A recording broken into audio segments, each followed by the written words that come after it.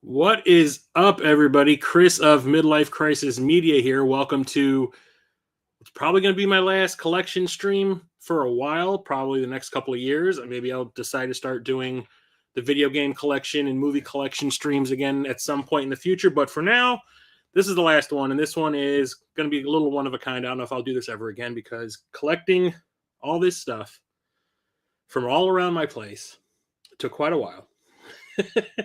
And it's going to be a real pain to put back. But today we're going to talk all about my TRON collection. So I'm a huge fan of the film TRON, the whole franchise, TRON and TRON Legacy. We got a third movie coming out in 2025, TRON Ares. I'm really looking forward to it. You have no idea. I don't care if Jared Leto's in it. I'm there day one. Yeah, I've been a fan of it ever since I was a kid. It wasn't like that at the start, though. So, you know, back in 82 when the movie came out, I was big into the Atari 2600. And video games were like huge for me. We had gotten a VCR like 2 years earlier. I want to say we got it in 1980. And started getting into movies then, but video games were my main passion. That and drawing. I was big into drawing when I was a kid. So start seeing trailers for this movie that is advertising the fact that it takes place inside a computer where video games are real and all this kind of stuff. And of course, because I'm a huge video game fan, I'm like, I need to see this movie as soon as it comes out. So I was super excited about it. And the only problem was when it was released theatrically, we had gone to visit our relatives in Ohio. And normally when we're out in Ohio visiting the relatives, that's exactly what you do. We just go driving around every single day, just visiting different people. And you know, like, don't really get to do anything. When I was, 6 or 7 years old when this happened, was not considered fun. It was, let's go and hang out with a bunch of old people that we've never met before sometimes, or sometimes just we get to see them once or every 2 or 3 years or something like that. Nothing that we ever really wanted to do. It was what my parents wanted to do. So one of my dad's nieces wanted to hang out with me and my younger brother, and at the time he was probably like 2, and they took us to play mini golf. It was her and her boyfriend, now husband. And while we were playing mini golf, they were like, "Hey, we're thinking about going to see a movie. What do you guys want to see?" And I immediately went Tron, and they were like, "Oh, we weren't really planning on seeing that, but oh, okay, we'll go see it." And it completely went over my head. Back in the early 80s, 82, when this movie came out, it was not, or computers were not something that everybody have in their house nowadays. And we have a computer in our pocket nowadays, that, our phones and all that. Back then, they were extremely expensive. Only like the elite had them. I knew one person in our neighborhood when I was a little kid that actually had it, like an Apple IIe kind of thing. So all the lingo being thrown around. I mean, the video game and action stuff were great. I loved the music. I loved the way it looked. But when it came to like the story, I just didn't get what was going on. So I was kind of disappointed. And when we met back up with my parents afterwards, they were like, "Oh, what you guys doing?" We're like, "Oh, we went and played mini golf for a little while." And then we went and saw Tron. And my dad was like, "Oh, really? Like, how was it?" Like, he was excited too, because he's a huge sci-fi fan. And I was just kind of like, eh. He's like, "Oh, okay. Well, I still want to see it. So when we get back home to Illinois, we'll go see it again." And I'm like, "Oh, great." Even as a 6 or 7-year-old, I'm sitting there going like, whatever. So we went and saw it again, and this time my expectations were in check. I had it was like set up to here when I saw it, just from the trailers. The trailers didn't really show you much. So we go see it again, and this time I was like, okay, I still don't understand the lingo being thrown around, but I was just able to sit back and watch it, and I was like, this is one of the coolest things I've ever seen. Like, it's not like anything I'd seen before. Yeah, the acting was a little iffy, but the special effects were great. The special effects were something that hadn't been tried before in that capacity. There's been like little movies here and there that threw CGI. Like The Black Hole was one of the first movies to use CGI. It was for the opening credits scene where they have like a wireframe black hole. But like in this capacity where it was all of the special effects in the movie were CGI, it was like unheard of. And like, I started to like really appreciate that. And I just fell in love with it. And I remember like on the way home, I found a pad of paper in the trunk of our car, and I started writing down ideas for video games based on Tron. And I wrote like 30 damn games down, like just the dumbest shit, like try not to get zapped by the laser to go inside the mainframe, like the Encom mainframe kind of thing. It was stupid crap like that. And then the video games started coming out, and my dad bought one of them. And then the movie was released. My dad made a copy of it, and I wore that VHS tape out. Even though it was a copy, I wore it out. I watched it like once a day, sometimes twice a day. Drove my parents crazy. You have parents nowadays, you hear them talking about their kids wanting to watch like Frozen over and over and over again, or Lilo and Stitch. And no, with me, it was Tron and The Black Hole. And it wasn't Grease. That was my mom. There was one other movie we watched all the time. I don't even remember what the hell it was. Not Time Bandits. I can't even remember. But I remember The Black Hole and Tron just being played on a constant loop in our house. And I've loved it ever since. Like, I didn't really get into the fandom of it until probably my early 30s, because the girl I was dating I started dating her in like 2011. She was a huge Disney fan. Like, Disney was her life. And Tron is a Disney product, or a Disney franchise. So Tron 2, Tron Legacy had just come out about a year before, and she just started enabling me to go crazy on the Tron collectibles and stuff, because she was collecting all this other Disney stuff that she liked. But when Tron Legacy came out, that you have no idea, that hype train was massive. It was like snakes on a plane. Everyone was talking about it. No one saw it. I went and saw it opening day. It was the day of, kind of another funny story. The day it was released was the day of my previous job's Christmas party that we were having at a GameWorks. GameWorks is this giant arcade that I can't remember what company used to own it, but whatever. They're not in existence anymore.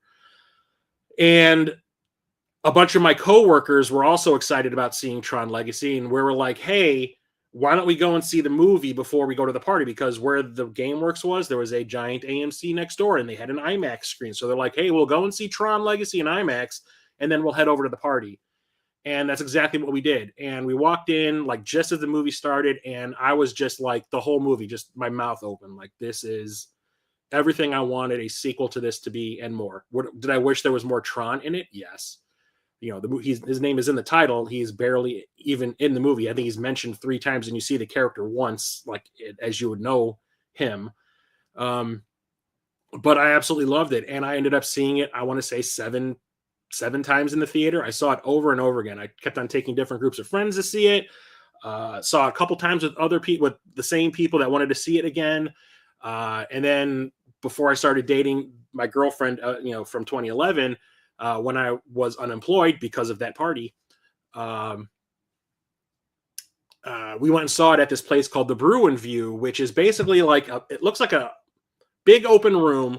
There's no theater seating. It's basically a bunch of bar stools and bar tables, and they serve you drinks while you're watching a movie. And usually it's a double feature. It's almost like a second run theater, but they always do a double feature. So I was like, well, it's only $3 to go and see this. And I think it's that movie where Jim Carrey falls in love with Ewan McGregor. I can't remember the name of it. I love you, and then the guy's name. And I was like on Facebook, I'm like, hey, anybody want to go and see the double feature with me today? And the girl who I ended up dating ended up saying yes, and we went and saw it, and she really liked it. And then when we did start dating and it came out on home video, we ended up watching it a couple times together too. And I still love it to this day. I think it's fantastic. I watch it a lot on Disney Plus, even though I own it multiple times on home video. And I cannot wait for Tron Ares. I can't wait to see what they do with it. Now that the fact that it's going to be the digital world coming out into the real world is really exciting to me. I want to see light cycles racing down, Hollywood Boulevard in California. That's going to be rad as hell. Yeah, like I said, Jared Leto's going to be in it, but whatever. So ever since like 2011, I mean, I had a few things here and there. I found a lot of stuff from when I was a child, like the toys I had as a child from Tron. Went to my mother's crawl space and found a bunch of stuff. A lot of it was destroyed just due to the conditions in the crawl space, and certain parts I couldn't find of some of the toys, but I have a lot. Like it is all just out of view. I have 3 tables set up with stuff stacked up yay high on it, and stuff all around me here too. So, how's everybody doing tonight? What would you like me to start with? So I have toys. I have video games. I have books. I have the movies. I have collectibles. I have pictures. I have a lot of it. That means the stream will go for a bit. It will. So, hey, Peter, how you doing? What would you like me to start with? I leave this up to the audience since this is the last time I'm doing this for a while. I have music. Start with the books and pictures. Okay. So, yeah. All right. So, one of them is something that I had as a kid. I got to move some of these toys around so I can get at it. Because like I said, this stuff is stacked super high. Yay. Goddamn, I'm going to drop this. I'll leave that there then. Okay, so the first thing is something that I had as a kid. This exact version of it. Turns out there was 2 versions of it. And I don't remember if we sold it in a garage sale or it just got destroyed, because like I used to destroy pretty much me and my brother would destroy pretty much every toy coloring book, that we had in some way. And I'm pretty sure that I wore this out. There was also another book I'll talk about that I had as well, and I need to find a copy of that. I have found them on eBay. But this is the actual storybook of Tron. And I love this poster. Turns out this was the Japanese poster. And I thought that looked better than what we got over here with just the shot of Tron with his like hands up and like Yori clinging to his chest kind of thing. I just love this shot of Tron and Yori running across the grid with the light cycles chasing them. And you got recognizers and Sark's carrier up here. And I had this as a kid, and I want to say I absolutely demolished it because I would just open it and reread it over and over again. And I remember trying to copy some of the pictures, like trying to like draw the pictures that were in here. And yeah, I remember it falling. I do kind of remember it falling apart. There's also a soft cover version of this, which I remember seeing after I had gotten this one. I'm glad my mother bought this one because I'm sure the soft cover one would have not lasted nearly as long as the hardcover version that this is. But had be happy to have that back in my collection. I got this maybe like 2 or 3 years ago. I got it, I think, during COVID, actually. Does the storybook come with a cassette? No, it does not. I don't know if they actually released. I know exactly what you're talking about. I had Black Hole, or the Black Hole storybooks that had cassettes. Actually, the Black Hole one that I had an album with it, like a little mini vinyl. And a couple of other ones that we had were like that too. But no, this one did not. This was just a standalone storybook. But there's also been like comic books over the years. And this one came out even before the second movie did. This one, I want to say, came out in the mid 2000s. And it was like this standalone thing that came out. There was like 5 or 6 issues, I want to say, of this. And I bought it's called Ghost in the Machine. And I bought the first like 3 or 4 issues of this, the standalone issues, and then I could not find the final ones anywhere. Like, they just stopped carrying them. I don't know if they didn't sell or whatever, but the moment I walked into my local comic shop back in the day, in the 2000s, when I was kind of heavily into comics, and I saw like those issues sitting there, I had to have them. I don't have them anymore. I think I've got rid of them because I ended up picking this graphic novel up, and I think it was actually drawn with computers. It has that kind of look to it. But it's like a little side story that goes back into the grid from the first film. I don't recall too much about it. The last time I read it, this was the cover of issue 3. I remember that much. I don't remember much about it. And then this was the final issue that I found, was the one with the picture of the MCP on it. But I do believe there was 2 more. Yeah, Chapter 5, never had that one.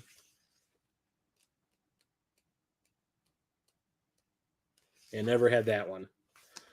Maybe I should look them up. I mean, I should probably have the individual issues. I mean, as a Tron collector, I probably should.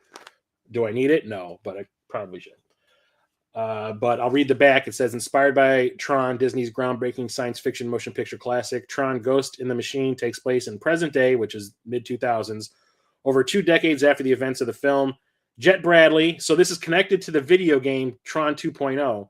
Son of the original Tron programmer Alan Bradley has recently escaped the computer. Okay, so this is a sequel. Okay, now I'm remembering. This is a sequel to Tron 2.0. Has recently escaped the computer world, but his experiences within cyberspace have left him emotionally scarred. Vivid nightmares plague him, and he's becoming paranoid and unstable. He shuns technology wherever possible, leaving him effectively crippled in the modern world. And now something within the computer world wants him back. I need to read it again. And then when Tron Legacy was coming out, there was like a trend in the early 2010s. What's up, Cap? Yep, there are a lot of them. Got this one, and I got 2 more. So there was like I said, there was a trend in the early 2010s to, like, when a big event movie was coming out, to have like a prequel comic book come out. They did that when Star Trek, the JJ reboot, came out, like at the end of the 2000s. They had like a prequel about each of the different characters, the main bridge crew, each of them. And then there was another one that came out that was like a bridge between the first movie and Into Darkness. And then when Tron Legacy was coming out, they did the same thing. So they did this comic book called Tron Betrayal.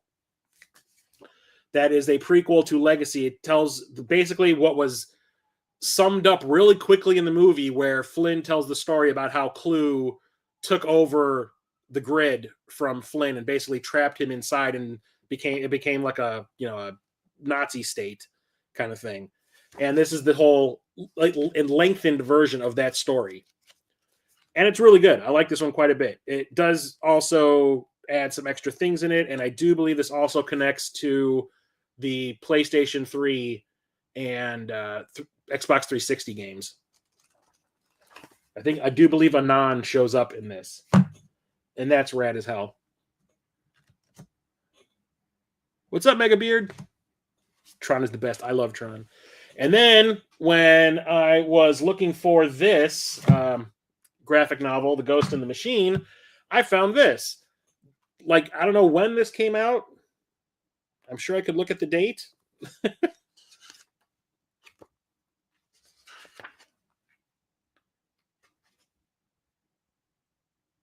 This came out in 2010, so this was also during the build-up for Tron Legacy. Marvel did an adaptation of the first movie in comic book form, which is crazy. I had no clue this even came out. I knew about Betrayal, but I had no clue about this. And I found this, I want to say, during COVID as well. And it's actually a really good adaptation. It's really fast moving. Obviously, they're trying to sum it up in how many pages, Oh, and it even has the script in the back. Oh, the script of the comic. Yeah, it's like 60 pages long, and they sum up the entire movie in that time. But it's actually really well done, and the art is great.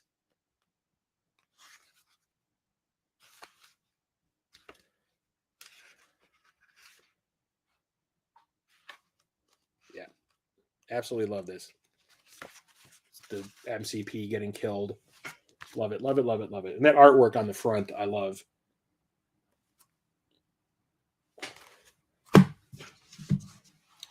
Okay, so that's it for books. Shall we get into the movies? Dude, the 360 game is surprisingly good. Yeah, played on the PS3 though. I'll show that off in a bit. So let's go with the movies now.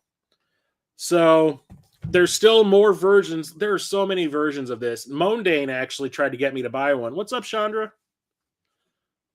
Peter's sister's here too. What? There's a ton of versions of these movies on like pre-disc home media. So there's like a beta version of Tron I could get.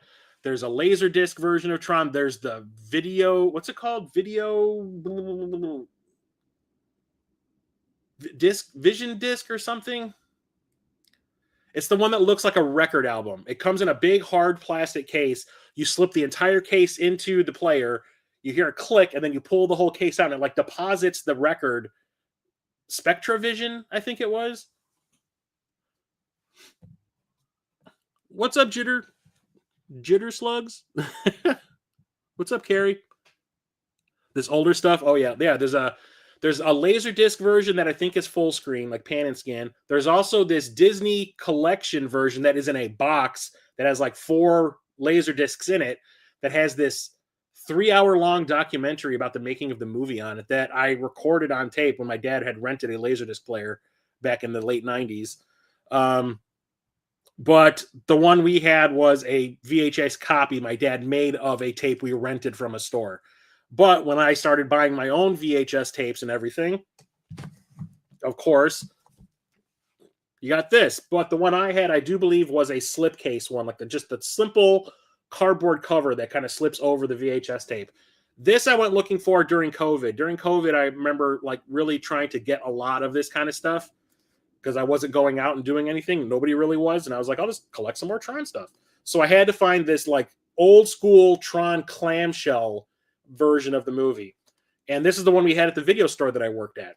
And it opens up and you have a clean as hell VHS tape of Tron. I need to watch it to see if it actually is still in like working condition. I do have a VCR in the other room, but I have never popped it in because I'm kind of afraid it's so old. Will it just disintegrate? But I had to have that. I have this on display in my living room. Carrie Bell, video disc. Yep.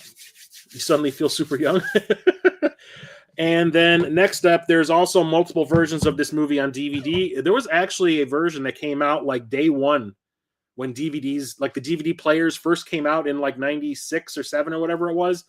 One of the first movies released was Tron. Disney was one of the first adopters of the medium. And there was a widescreen version of Tron, and I picked that up. But later on, they released this 20th anniversary collector's edition, which comes in a really thick DVD case because this has not only the movie on one disc, but another disc that is all extras. And this contains that like 3-hour long documentary that was on the Laserdisc version, which is fantastic. And there's a part where they're interviewing Jeff Bridges, and he's like, I'm just waiting for the call to make Tron 2. This was probably made in like 95, or the documentary was probably made in like 92 or 93. This came out in, I think, 98 or 9. And he's like, in the documentary, he's like, I'm just waiting for the call for Tron 2. And he like reaches over and pulls out his original helmet that he wore in the movie and he puts it on. He's like, it still fits. So happy to have that. There's also the standard version of this that I had, like that I was talking about, came out when DVD players first started coming out, that I want to get. And then we've got Blu-rays. So I've got the special edition of the original Tron in the slipcase. I love how it says on there, it's Blu-ray also plays on your PS3. They were really pushing that for a while. Pick this one up at Half Price Books. I think it's funny that they just keep on calling it the original classic because everyone was really going for a legacy at the time. But it has this really cool embossed cover that is also kind of metallic. You can see it kind of like shimmering. And then I also have the Legacy 3D Blu-ray, which is quite a lot thicker than the standard Blu-ray cases because this has multiple discs in it. So there's the DVD version of the movie here. Then I've got the 3D Blu-ray here, and then a standard Blu-ray here, and then the digital copy on this. It's not digital if it's on a disc, you dum-dum. But it has all the original art or paperwork in it, because this is the original copy that I bought. No, I had the standard edition of Tron Legacy, and then when I started collecting 3D Blu-rays, I found this at Half Price Books also. I need to go and get that original version of Legacy as well. Thing about this was whenever I would go and see Tron Legacy in the theater, I would always go and see it in 3D, because the 3D in the theater, like, it was awesome. It wasn't like stuff popping off in your face, kind of like, poking in your eyes. It was like the whole layering thing and like trying to be immersive. Like whenever you'd see somebody walking across the grid, it felt like there was like you could see the buildings and they felt like they were in the background. That's how good the 3D was. Although on home video, the 3D didn't quite hold up. I watched it in my PSVR and it just looked really flat and it was really disappointing. Let's see where we're at here. You have a VCR too. Not going to lie, pretty jealous of that Mortal Kombat arcade behind you. Well, I've got another one in the other room I'll be talking about in a bit. My uncle and I used to play a Tron PC game together when I was a kid. Tron always hold a special place in my heart. I might be talking about a Tron PC game also coming up. Mortal K rug and Raves in Games made me that rug. Jitter slugs. And then I have the weird one. Found this at Half Price Books. Tron on, UMD for the PSP. Remember when the PSP was like, Sony's big handheld console, and they were really pushing the fact that it could play movies on those tiny little discs? Well, they did Tron also. So when I saw that sitting there, I just remember going like, I have to get this. I mean, there's no brainer. It's mine. I don't care how much it is. It's mine. And I do believe when I was buying these UHDs to watch, I had like 4 or 5 movies on UHD, and it was this, Serenity, Escape from New York. Oh, geez, I can't even remember what the other 2 were. I did not watch them often. I watched this, and I watched Serenity a lot, but not the others. So that's like the weird one. But then, like I said, there's also all those other disc-based ones out there. Do you still have a PSP Works? I have 2 that work. Okay, so that's it for the movies. How about we get into the music? Peter, Waves and Games will appreciate this. He's got to do something over here that might collapse something. Okay. That did not go badly. All right. Okay. So when it comes to the music, I love the music of both Tron movies. The first movie's music was composed by Wendy Carlos, who was like this pioneer for synthesizers. She did the music for The Shining and like 2 other movies. I think it was mostly Stanley Kubrick stuff. And then she did Tron. And Tron is like this really cool mix of orchestral compositions and synthesizer stuff. And the weird thing is, it's really cool. Like, I didn't notice it as a kid. Watching it now, I do. But like when the movie is in the real world, it's 90% orchestral and 10% synth stuff, just kind of backgroundy stuff. When it switches over to the digital world, it turns into 90% synth stuff and 10% orchestral stuff. And I think it's really cool the way it kind of mixes like that. I love it. So we'll start off with the CD soundtrack to the original Tron. This is a re-release. It actually has both Journey songs on it that they wrote for the film. Only Solutions and the 1990s theme, which is an instrumental song.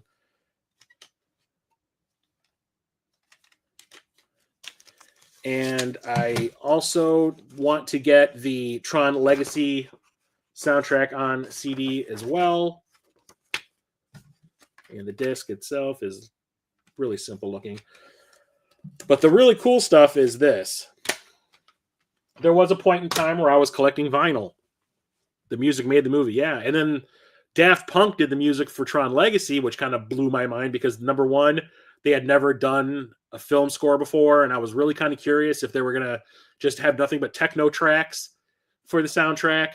And then, like, 2 weeks before the movie came out, the soundtrack dropped, and I downloaded it, and I listened to it, and I was like, and a friend of mine who was a DJ actually said it. I was listening to it with him in my car at one point, and like he kind of like listened to it real silently for all. He was like absorbing it like I was, and he kind of looks at me and goes, never thought in a million years I would say that I really like Daft Punk's use of French horns. And I was like, yep. I love the soundtrack. I was so mad that it did not get that scored. At least the score did not get nominated for an Oscar for Best Soundtrack, because that was like everybody I knew thought it was the coolest score of all time. And now the new one, Aries, has 9 Inch Nails composing the score for it. And I am like, when I saw that reveal at that Brazil D23, like I will not, lie about it. My underwear flew across the damn room. French horns are where it's at. So, like I said, I was collecting vinyl for a while, and my local Half Price Books carries vinyl, and usually they have like a lot of old soundtracks in their bins, and it's always the same ones. It's like one of the Beverly Hills Cop movies, Grease, Superman, Star Wars, Raiders of the Lost Ark. It's always like stuff from the 80s. So I came across the original soundtrack. This is the one that I had rented from the library back in the early 80s, just so I can get the soundtrack on tape. I put this on my dad's record player and recorded it onto an audio tape. And my intention is to get this and the other ones I have here framed. They have record, like album frames that you can buy. And I did buy some, and then I didn't realize that they were the wrong color, that they wouldn't go with all the other frames I have in the room. So I ended up having to take them back, and I just haven't bothered picking up new ones. Damn it, this thing is on here so tight. That's what she said. There we go. Take that out. It's a little beat up, but like I said, I got this at a Half Price Books. But I mean, it's still in great condition for something that came out like in 1982. And the record looks like it was listened to maybe twice. There's a hair on it. But yeah. Like I said, love the soundtrack to this movie. And this has only the one song from Journey on it. It only has Only Solutions. The first time I do believe that the 1990s theme, which is played during the first scene at Flynn's Arcade, is the first time it was ever released on like physical media, was on that CD that I showed off. Get this back in here. The other two I have never opened because they are collectibles. I'll put that back in its sleeve later. So, like I said, collecting vinyl and all that, and then I realized there is a special edition version of the original Tron soundtrack. This one I think is opened. Yeah, this one is opened. And this is, I do believe, the complete score, all the songs. Man, I really jammed that in there, didn't I? But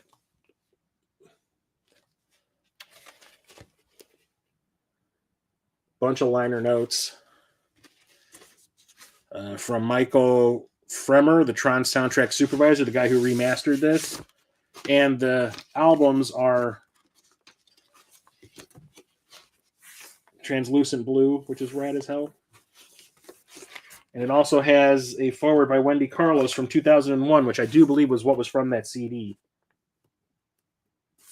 They just moved it over to this. I don't know if this is a different color, but it's 2 discs. Yeah, this is the same blue color. Okay.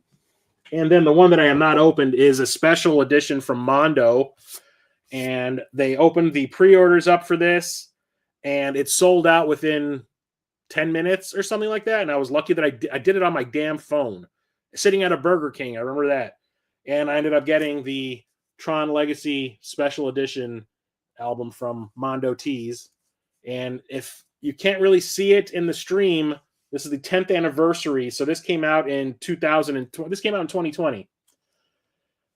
The screen here is actually cut out, and there's a picture of Quora behind this, and I'm assuming you can swap out pictures so someone else is looking at you through the screen here.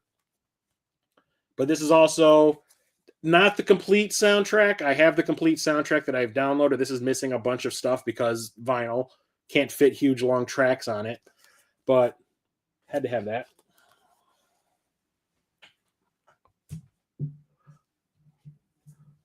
French horns for life. Grease is the word. How much would all of this be worth if I sold it? God, I don't know. A few thousand, probably. It's not about the money. It's all about the nostalgia. Damn right. It makes me feel fuzzy inside. I regret not keeping some of my stuff. My aunt had access to a movie theater manager. If I knew somebody who ran a movie theater when I was a kid, I would have been like, give me the one sheet. Give me every stand-up that you've got, the cardboard stand-ups. I would have taken all that shit. What's up, CJT? Thank you, thank you. Okay, that's it for music. We'll get into something kind of funny. How about some shirts? So I'm wearing one right now, Flynn's Arcade from the film. I thought that would be appropriate. The only thing is whenever I wear this one to work, everyone's looking at me. What the hell is that supposed to mean? Watch a movie, get cultured. This one I ended up picking up, I do believe, off of 80stees.com. They had like a sale, so I picked this one up. And it's a recognizer with a light cycle shooting between its legs, and it looks like it's exploding out of glass.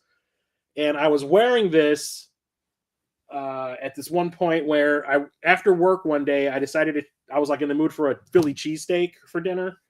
So I did a search on Yelp for Philly cheesesteak places in my area.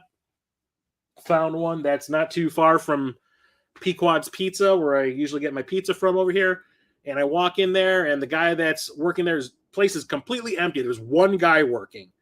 And he looks at me all awkward, like, great, I got to work now kind of thing.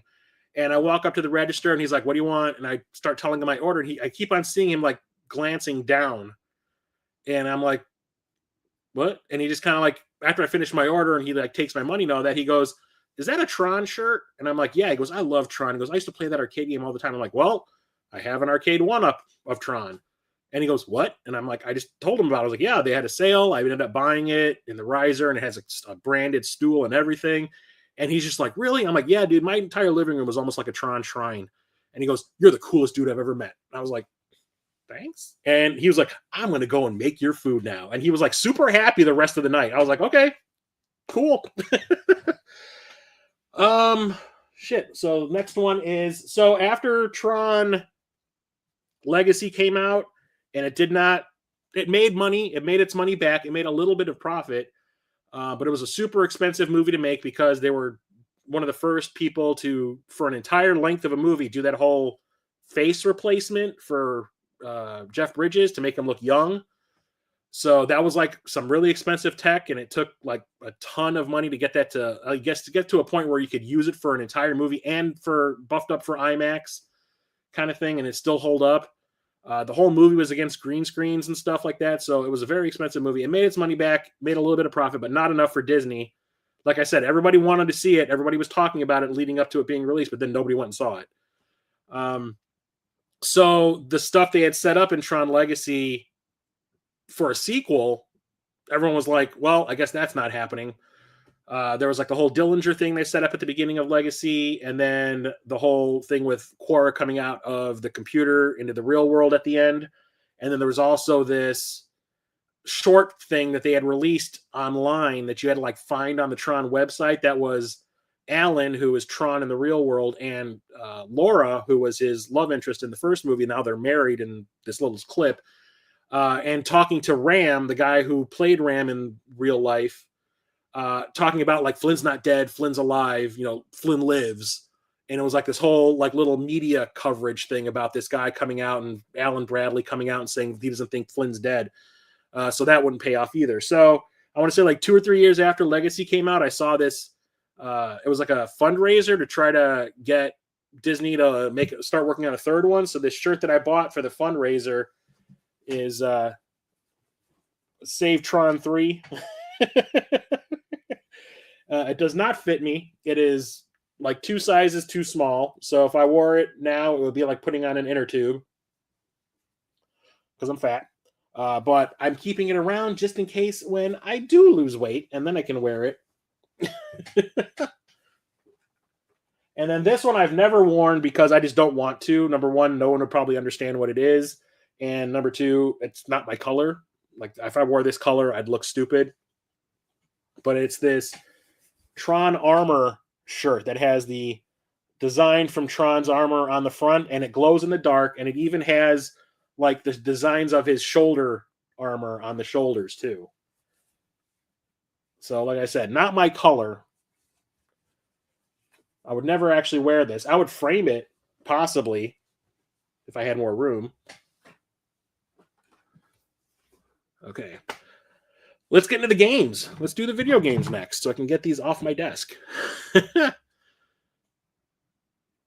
I am the coolest guy. Tron bringing the world together again. What's up, Coco Bra? Just like Lisberger wanted. Hell yeah. I was watching that documentary that I was talking about. That was on the Tron Laserdisc at work today, and Lisberger talking about, Tron was just an idea for an animated character that he had backlit and turned into a movie. That shirt is sick. Which one, Jitter Slugs? The Tron Save Tron 3 or the one that's the armor? That light cycle so badly. Yeah, I would have. Video Games Live was a video game music concert. I don't know if it's still going on or not. I know they were doing it for like years. I think it went on for like a decade. But the first version of it, they did in California. They did play like a melody of Tron music from the first movie. And when they did it, they brought a life-size light cycle out on stage while they played that music. And I saw a video of it on the web, and I was like, oh man, if that comes to town, I'm getting my picture taken with that thing. And they did come to town. And no, they did not bring it with. Bastards. I was so mad. You wear that glow-in-the-dark shirt. I don't mind looking stupid. That would be sick with LED lights on the shirt. Yeah. I was actually, when me and my ex, when I was talking about who was big into Disney, we were talking about cosplaying as Quora and me as Flynn. And I was going to do the whole Flynn robe thing from Legacy. And you'll see some of the props that I have here. I was considering doing it. I was going to buy a wig. I was going to grow my beard out and gray it up because my beard was completely black back then. But yeah. Anyway, video games. We'll start with the oldest.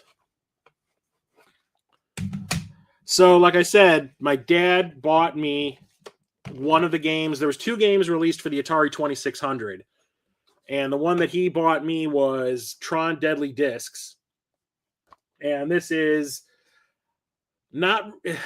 There's like a disc game that happens in the movie, and you see it happening with Tron, like in the middle of this like big plus sign. He's in the center, and at the end of the plus sign, at the end of its axes or whatever, is a guy throwing their discs at Tron, and Tron's got to try to not only block their discs with his, and also try to throw his at them to kill them.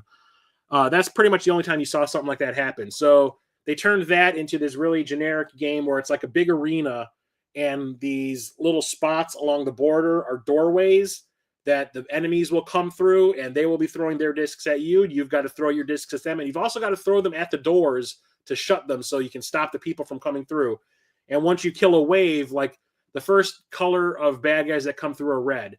And then once you kill that wave, it turns to like pink, and then they turn to orange, and then every wave is a different color, and they're faster, throw more discs at you kind of thing. It's just really repetitive like every Atari game is, but... absolutely Loved it as a kid. I played this probably as much as Kroll. Kroll's still my favorite Atari 2600 game, but because of the Tron connection, hell yeah.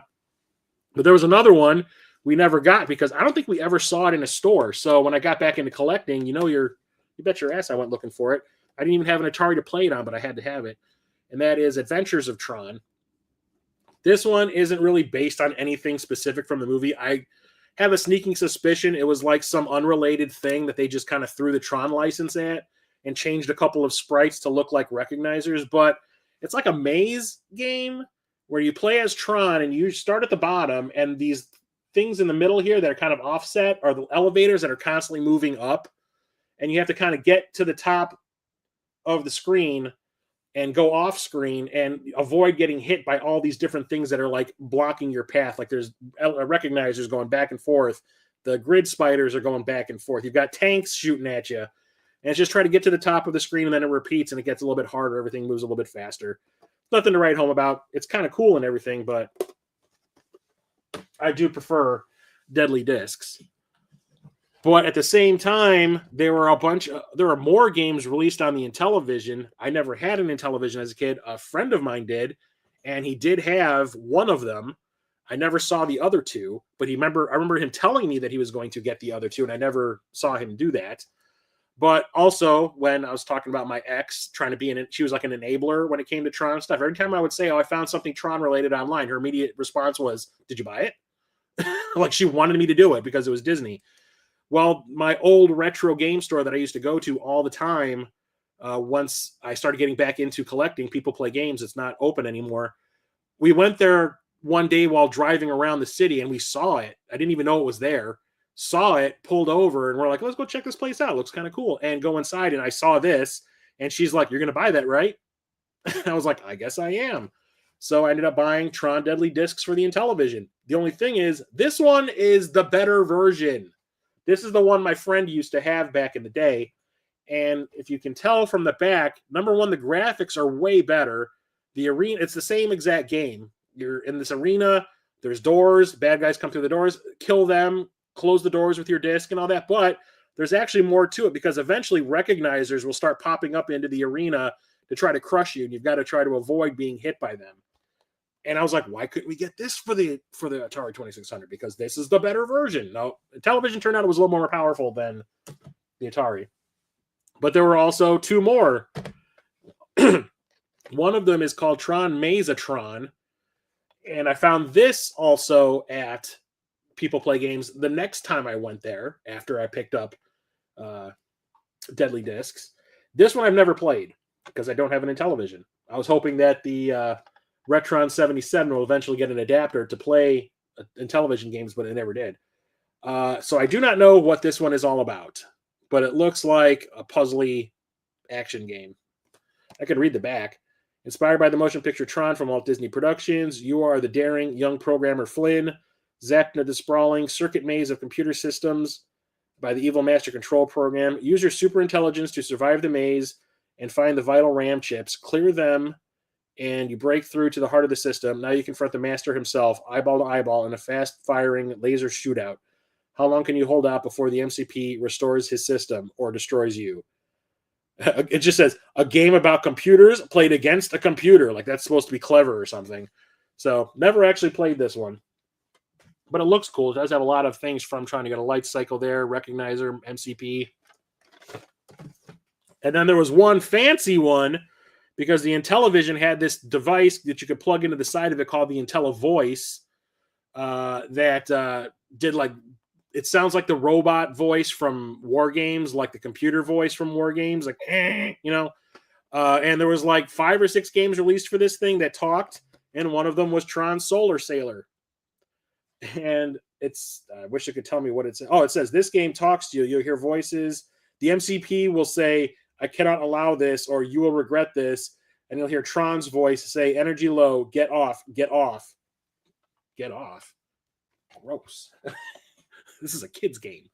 I've never played this one either, but it looks like you're playing as the Solar Sailor from the end of the movie, and you've got all these connections along the beam that you're riding on that you have to connect to stop, to avoid from getting hit by the recognizers and the grid bugs and stuff like that. And I'm not exactly sure what the hell this part is. But it says that's inside the MCP. You've reached phase 2, a nightmare numbers game from the futuristic world of Tron. And then the other one is save the solar sailors, score points by shooting grid bugs, tanks, and recognizers. And you also have to go to the different lanes of traffic for the beams. That's cool as hell. They got the cool ones on the Intellivision. This one is a homebrew that I found on the Atari Age website for the Atari 5200, which is a console I do not plan to collect for because the controllers for that thing are atrocious and break all the time. But I had to get this, even though I don't collect for it, because it's Tron related, and it's called IntelliDiscs. They couldn't use Tron because it's copyrighted, so that's the closest you can get to it without copyright infringement. And essentially, it's like an updated remake of Tron Deadly Discs using the 5200 graphics. So basically the exact same game. Dazzling high color quality visuals, exciting arcade and multiplayer modes, 3 control modes, play it your way. If you can actually get the controllers to work. But let's open this up.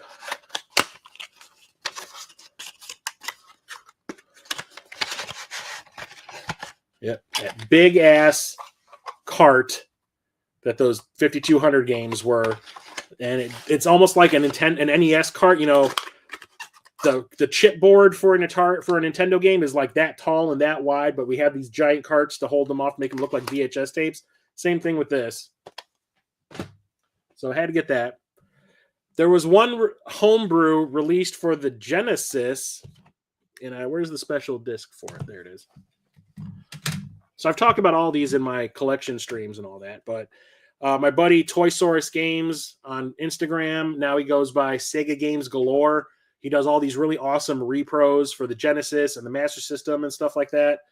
And when I saw this pop up, he said he was waiting for me when I sent him the message on Instagram to say I want that because he knew I love Tron so much. And it's this thing called Tron Now.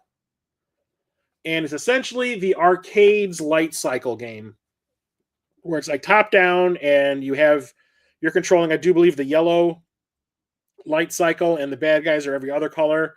And you have to make the other vehicles crash into your light trail. But the cool thing about this is you can't play this unless you have a Sega CD attached to your Genesis because it comes with a Sega CD that has the music from Tron Legacy on it. And the cartridge is always constantly going to be looking for the connection to the Sega CD to access this. And if the cartridge doesn't detect the Sega CD or this, it will not load the game. So it's kind of odd the way that worked. But the other cool thing is the cartridge itself is like translucent blue, and there are LED lights in this that I plugged this into my Genesis to try it out. My CDX, because it has the Sega CD built into it. And this was so bright, it lit up my entire living room in blue light. It was so crazy. And it's kind of interesting the way it works. I've never heard of anything like, it has to access a Sega CD. What am I doing? It has to access a Sega CD in order to work. Save Tron 3, the other one's cool too. And Intellivision was good for baseball. I played it once. I played the Dungeons and Dragons game on it. My friend had that. I played something diver or something swimmer, maybe. I don't remember. Dude, that is so extra, but awesome. Yeah, and like I said, it will crash the game if it does not detect the CD, which is odd, but whatever. Next up is... Okay, so I'll grab that one. I'm missing something. There you are. Come to me. So you're talking about the PC game, Tron PC game. Well, this was not available on any of the home consoles just yet. So I had a PC. It was a brand new, my first PC I ever bought. And I was like, I can play all these really cool games on it now. And one of the first ones I bought was Tron 2.0. So I was super excited about this because this is, at the time, was the direct sequel to the movie. This is what that Tron Ghost in the Machine comic book is a sequel to. So ran out and picked this up, installed it, and I played the shit out of it. You can play this online. There's online light cycle duels that you could have, or races. And the coolest thing about this is I'm a huge first-person shooter fan, and this is a Tron first-person shooter.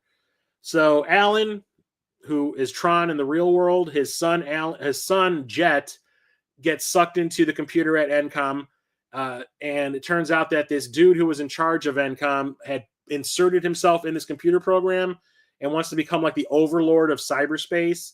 And Jet goes in to stop him because it's going to like corrupt the internet forever, kind of thing. It's really stupid, but the game is super fun. It's a first-person shooter. It's just nothing but flashing lights and colors. And I mean, come on, you get to use a disc, an identity disc in like first person. And you can block with it and throw it. You end up getting like all these different digital gun things that are rad as hell.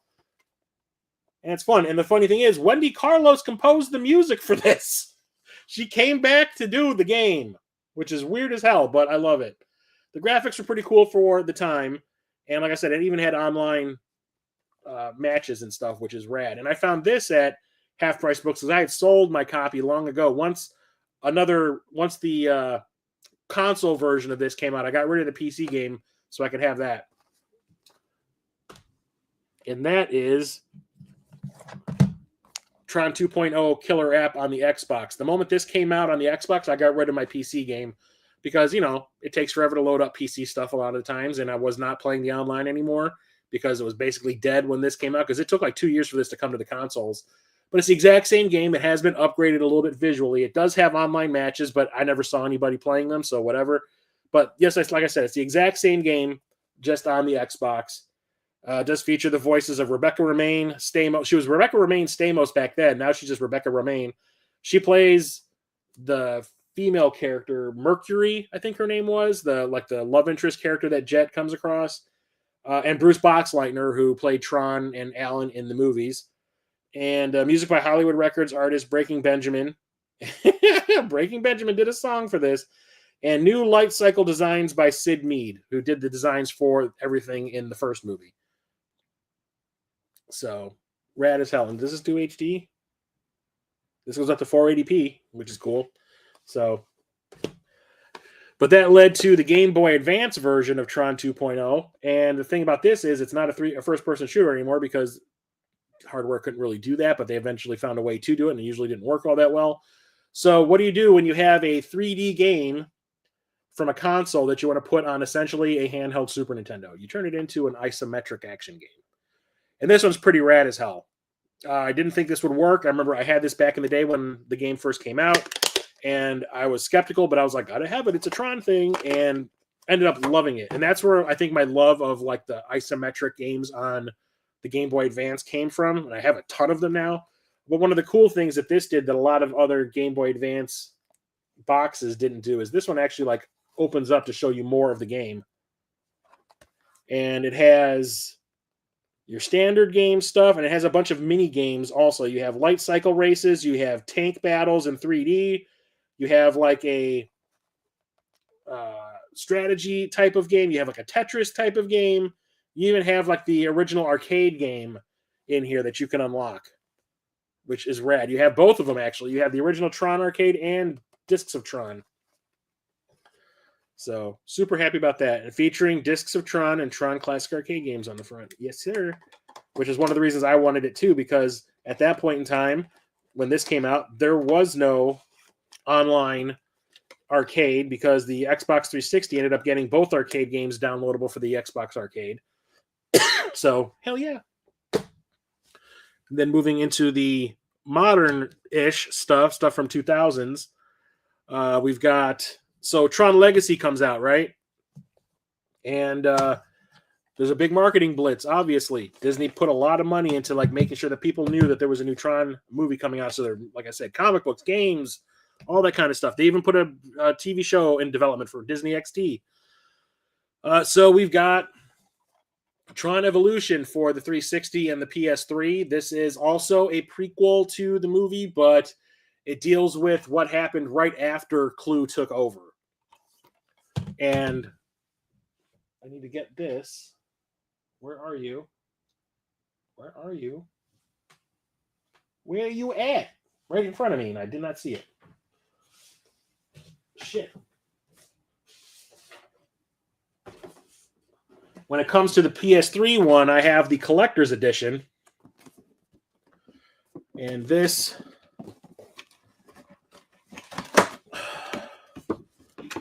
opens up. Maybe. God damn it. I'm going to have to open it up like this.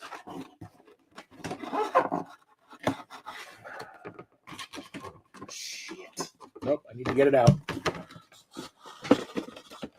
It's not coming out. I'm not going to waste everybody's time me futzing with this damn thing. Anyway, it comes with a model of the light cycles from the movie. Like, essentially that. It's maybe like 8 inches long, 9 inches long, and it comes in a big bubble case that you can display it with. They don't show it on the back, but got this long after the game came out. And the game is also PlayStation Move enabled, which is rad as hell. So it's a third-person action game where you're playing as this character named Anon, who is kind of like a internet ninja. So once Clue takes over the grid, Flynn goes into hiding and sets Anon loose to go and find any information he can in order to help him take back the system. And that's pretty much what the entire game is about. You're playing as Anon. You get more abilities as the game goes on. There's a couple of light cycle racing scenes, but they're always like you going in a straight line, which is really boring. But it has like the Wish version of the Daft Punk score from the movie. It's like this like rip-off version of it. But it's really fun. I liked it quite a bit. I originally played it on the 360. I wanted it for the PS3 when these first came out, but I could not find the PS3 version anywhere, so I ended up settling for this. But it's a fantastic game. I really liked it. I liked the lore it added to the series, which is one of the reasons why I like all this extra stuff, because it's just more information about this really cool world that these take place in. And the game was also released on the PSP. It's the exact same game, just downgraded graphically a little bit. Have not played this one, but like I said, I played the 360 one and beat that. They also released Tron Evolution.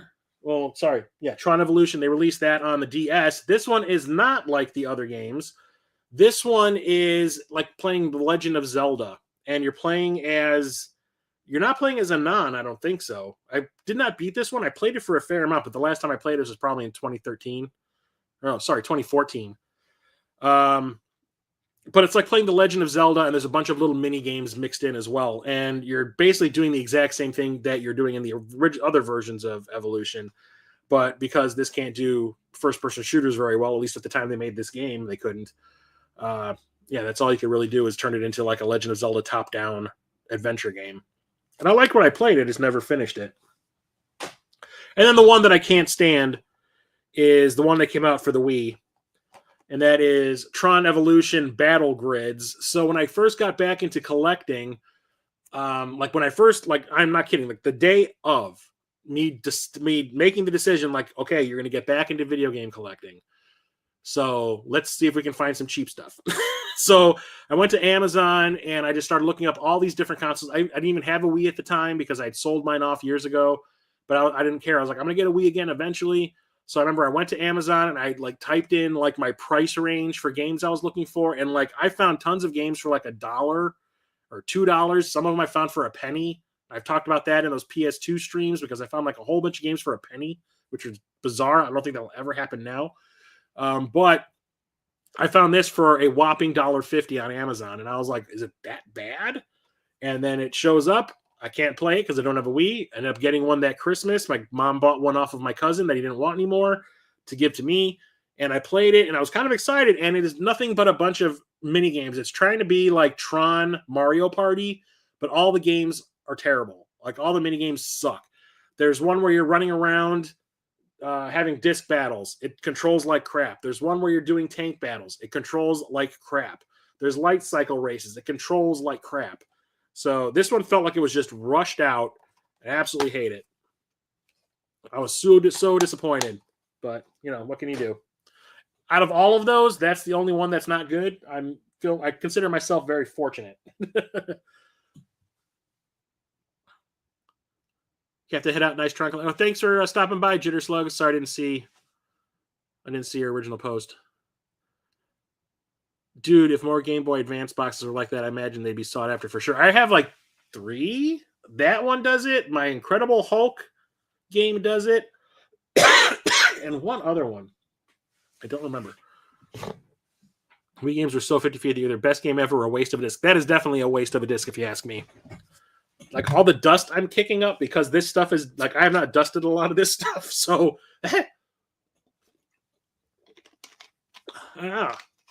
we got a special thing over here. We're talking about video games. Oh, how can I forget?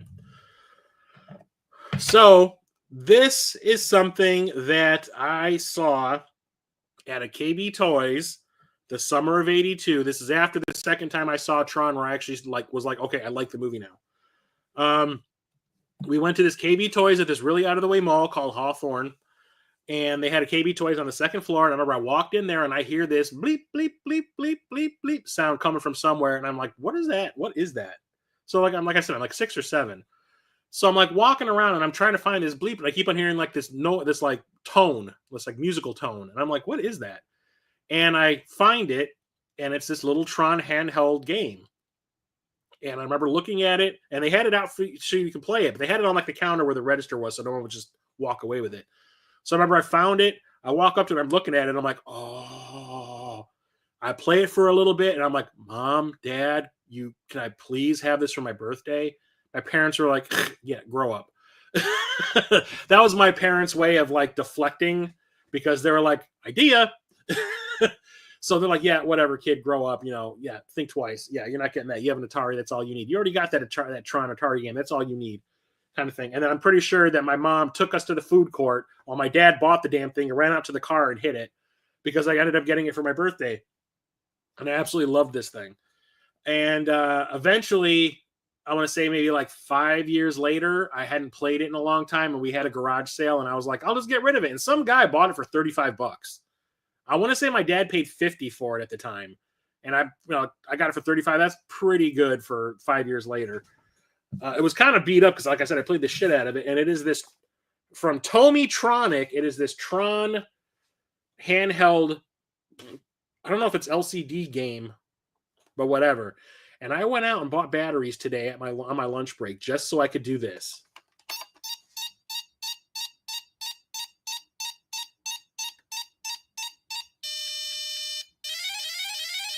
That's what I heard when I walked into that store. And it has 3 different games. You play as light cycles at first. And you have to do 3 rounds of light cycle fights. Then you do a disc battle with Sark, where you bounce the disc bounces off the ceiling, like in the highlight game that they do.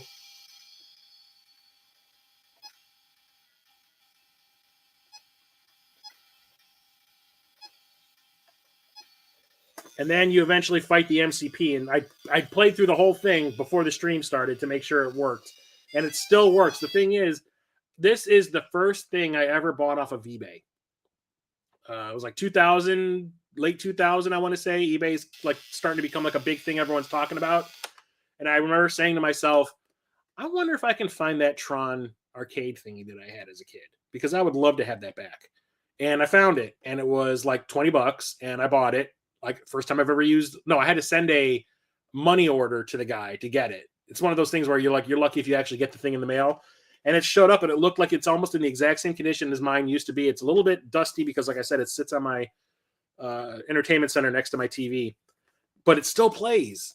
And it still is. Oh, my God. I was nostalgia flashback bomb when I was sitting here playing it before the stream. Oh, my God. So happy that I still have that. And I'm pretty sure if my mother were to come and visit and see that sitting there, she would know exactly what that is. Those handhelds had such trash audio. Dude, that's from 1982. What do you expect? Come on. But it's still super fun. And if you think about it, that's a D-pad before there was a D-pad. Can't really see it, but it's a circle, but it has the 4 directions, and they're separated. It's a D-pad before a D-pad. Ahead of its time. Just like the movie. Okay, now what? We've done the books, we've done the shirts, we've done the music, we've done the games, we've done the books. Let's get into. I'll save the toys for last because that's where 90% of this damn collection is. Okay, toys, toys, toys.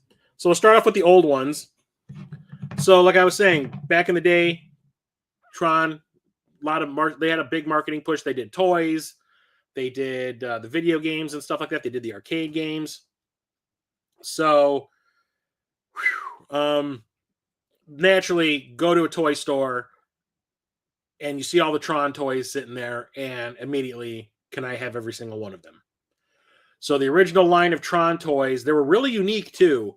There was 4 figures. There was Tron, Flynn, Sark, the villain, and one of the Grid Warriors, the big bulky guys that look like football players. They each had a weapon, like Sark, Flynn, and Tron all came with a glow-in-the-dark disc that would attach to their back as well as being able to be held in their hands. And the Grid Warrior came with a staff. So my parents bought the toys, the action figures. They didn't get us the light cycle toys until way later. But it turns out that these, because of how they were made, they were trying to be cool and unique, also made for using flimsy plastics. The only one we had a problem with was the Tron figure. So the Tron figure, you could not, like, you can move their heads, you can swivel their heads. For some reason, the Tron figures always ended up getting stuck and then their head would break off. We ended up getting 3 different Tron figures and the same thing happened to all 3 of them. Eventually, my mom's like, I'm not buying you another one. Stop turning their damn heads. But they were really unique because they're made out of like translucent colored plastic. So if you were to put a light behind it, if my phone were here, I'd do it. It would look like they're glowing like in the movie. So the Grid Warrior is like this maroon red. Sark is like this lighter red. Flynn is like a teal blue. And Tron was purple. What is he, Batman from the NES game? I remember looking at them like, what made them think Tron would look good in purple? You couldn't make him dark blue and Flynn light blue. I think the whatever mix they use is what made the plastic so flimsy. So I still have, these are my original figures from back when I was a kid. I don't have the discs or the staff, but you can see the hole on his back where the disc would attach. You can see they're really worn. Sark's face is a little dirty. I think my brother tried to take a marker to his face so you could actually see his face. But these are the original ones I had these are from 1982. And so are these. These are the original light cycles from 1982 that my parents bought us. I cannot find the rip cords. So right here, there's like a gear, and there was this rip cord you would stick in that gear, and you would rip it out, and it would make the wheel spin super fast, and you put it on the ground, and it would take off. And they open up like that, so you can put the figures inside and have them do little light cycle races. And eventually, way later, when they reprinted these figures, like in the early 2000s, early mid 2000s or whatever, they released some of these that have like a light trail you could attach to the back of it for display. So my 2 original figures and my 2 of the 4 original figures and the 2 original light cycles, they've been released again. They were like re-releases, reprints. They made different colored light cycles that we never had back in the day. They made a blue one and an orange one. And they made a couple of different figures. Where is that? And eventually, was it NECA? Is it NECA or NECA? I can never tell. They were the ones that did the reprints. And this is from the mid 2000s. And I ended up finding at a store the Grid Warrior. So that's the staff he originally came with that glows in the dark. And on the back, you can see what the figures originally looked like. So there's stupid ass purple Tron. You got Flynn up here. You got the Grid Warrior and the Sark figure. This is what was on the back of the original packaging. Never going to open this. But I found this while game hunting in Wisconsin with rocket sauce. Oh, no, I found this when I was game hunting right before the Midwest Gaming Classic, I think in 2019, with Church and Jason from Corpse Flood Gaming when I took them to the Make Sense Variety Store, which is like right down the street from the convention center. And we went on Friday because the convention isn't really open on Friday, so we went there instead. and I found this, and it was a whole whopping $14.99. You can see it right there. Of course, they put it over the stupid Nika holographic label, you dumb shits. But I have one in the package. I did have all the reprints in package, but I ended up selling them when I was trying to make my short film stock back in 2008. I was trying to sell off a whole bunch of my collectibles in order to have money to make the movie, and those went. Sold a lot of my Star Trek stuff. I had like all the Star Trek ships that were released from Playmates. I had all the ships. I had all the little like the weapons and toys on like all the tricorders and phasers and stuff. I had all those. I had one guy on eBay actually find, I don't know how he tracked down my phone number, but he called me to say, all the ones you have left, I want to buy them all at once because I'm making like a little Star Trek museum in my hometown, and I need those for display. I'm like, how'd you get my freaking number? Let's see, now what? My ex got me this. Like I said, she was a huge Disney fan, probably still is. I have not talked to her. And when she went to Disney with her folks one time, she was like, oh, I could probably get that for Chris. And she found this Comic-Con exclusive Tron Mickey Mouse figure, which looks just like the Tron figures I just showed off. Like, this is that purple that he was. That you can only get at the San Diego Comic-Con International. This was limited to 1,500 pieces from Bear Brick. And like I said, she found this at Walt Disney, one of the Disney World, whatever one's in Florida. She went to that one and picked me that up. So I have that displayed. He hit your number because he's a nerd dude. I don't know how he got it, though. That's what gets me. I did not have my number on my profile for eBay. I don't know how he found it, but he ended up calling me on my cell phone. I need that. I need those games. I need those toys, man. I need them. I remember going like, what? I should probably show this off, too. This isn't from the movie Tron, but it was featured in Tron Legacy. And this is also my childhood toy. This is from 1979. So if you've seen Tron Legacy at the very beginning of the movie, when they show young Sam Flynn and like the de-aged Kevin Flynn talking in Sam's bedroom, because it's like when Flynn goes away for the last time and then Sam never sees him again, they show toys strewn about the room that Sam has when he's a kid. And there's like some Tron figures that they had made based on what Flynn had told him probably. But there was also a bunch of figures from The Black Hole, which was another Disney movie that I loved. Because the director, Kaczynski, the whole plan with Disney was if Tron Legacy was a big hit, they were going to give him a ton of money to remake The Black Hole. So he was putting little Black Hole like references and like collectibles in that scene to see if there was any interest. And they showed Maximilian on his shelf. This is my original Maximilian action figure from 79. The arms, the chrome on the arms is a little worn, but it still works. They still spin, and his little wings on his ankles still move. I had this displayed with all the Tron stuff because this was featured in Tron Legacy. So there's that. Hacker, scary robot Maximilian. Hell yeah, I love The Black Hole. I think it's a super underrated film. Okay. Anything else Tron 1 related? Yes, there's plenty. Damn it. And it's all buried. Shit. Okay, I'll show this off. Okay. So Diamond Select got the rights to release Tron-based stuff. Late 2010s, early 2020s. And they released a bunch of action figures. One of them was exclusive to Walgreens, of all places. And they released a bunch of exclusives. And I ended up having to get this off of Big Bad Toy Store, I think it was. I don't remember. It was one of those toy collectible places. And I have not opened it because it is sealed.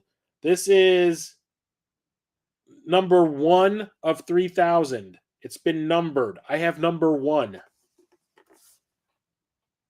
1 of 3,000. And it is designed to look like the original VHS clamshell box.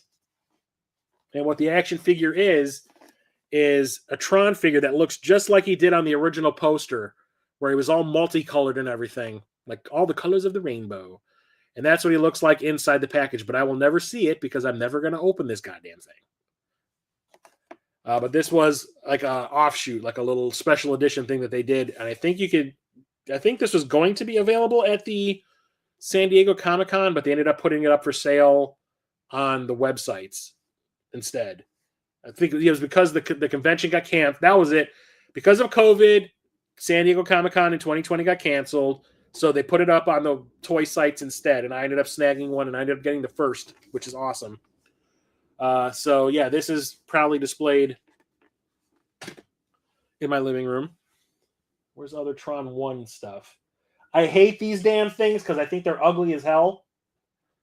But go to a GameStop, you see a bunch of Tron stuff, and it's from a toy line that I cannot stand. Like I said, I think these things are the ugliest goddamn things of all time. But you see some Tron Funko Pops, you got to get them. So I found Tron and I found Sark, and these both glow in the dark. So I remember standing there with a couple of my friends at this really out of the way. We had gone to a Half Price Books warehouse sale that was out west in like Western Illinois. And there was a pizza ranch out there that we went to for dinner. And then because we were wasting time before we went back, we were like, oh, look, there's a GameStop. We'll go check it out. And this GameStop was, I'm not kidding, like 75% Funko Pops. They barely had any video games there. It was all this and like collectible stuff. So I remember we walked along this gigantic wall of these Funko Pops going like, that's ugly. That's ugly. Why would anyone want to license that? The hell is that? No one's going to buy that. And then I see these and I'm like, well, guess what I'm buying? And I remember standing there looking at them, like debating with myself, should I? And my friends are going, just buy it already. You know you want it. I'm like, yeah, but I hate these things. And they're like, just buy it. I'm like, all right, fine.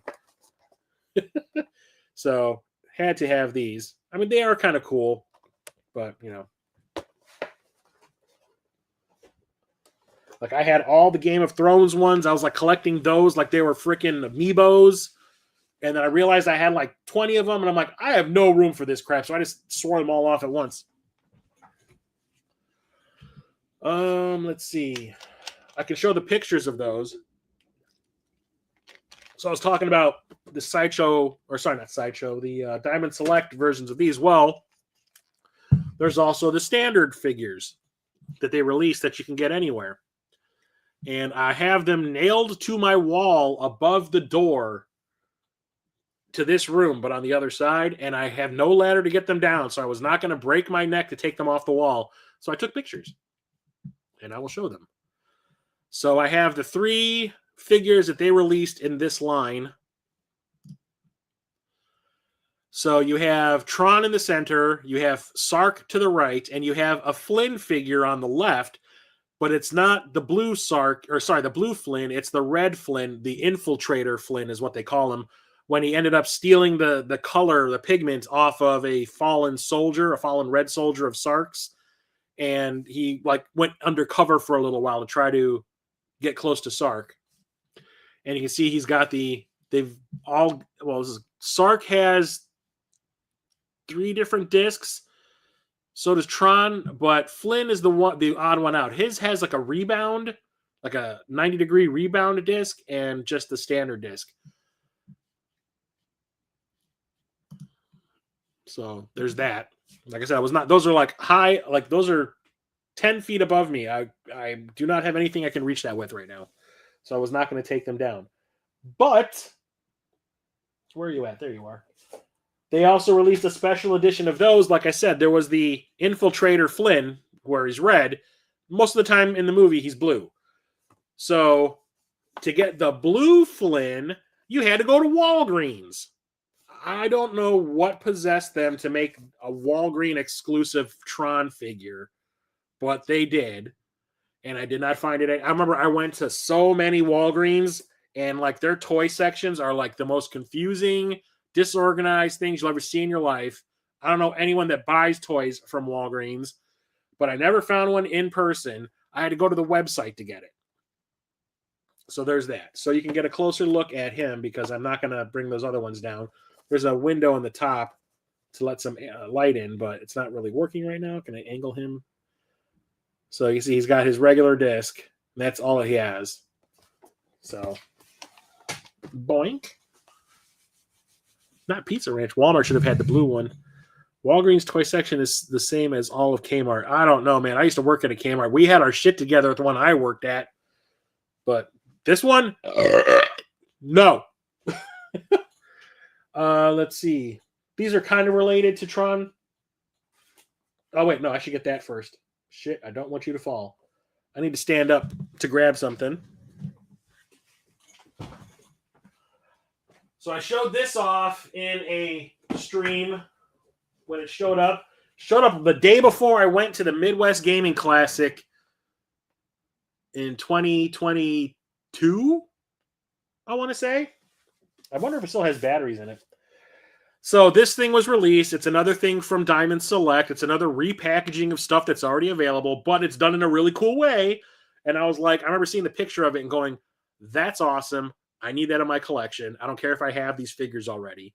Just that thing that they are in is the raddest thing ever. And I knew it did stuff. So I was like, shit. And then I saw the price. And the price was like $250. And I was like, there is no way in hell I'm paying that much for that damn thing. So I was like, that's one collectible I'm never going to have.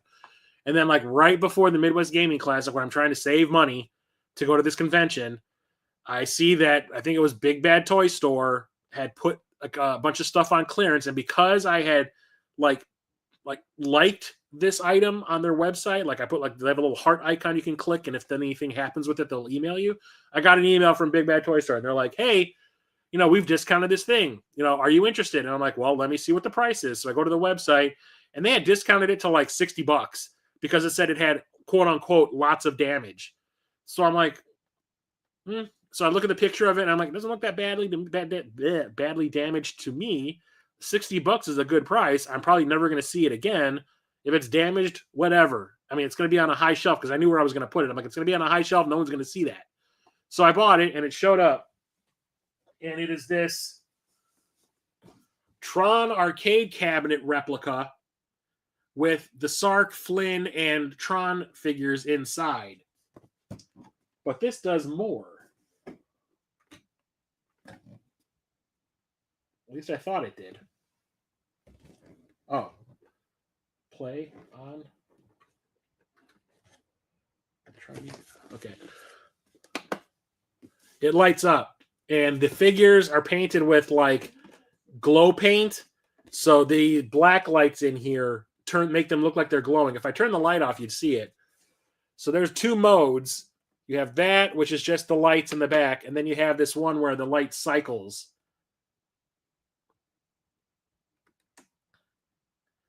Which is rad as hell. I love that it has like this little joystick here that doesn't really do anything. It's just these two buttons that do things. But absolutely had to have it. And it looks just like the arcade cabinet, just miniaturized.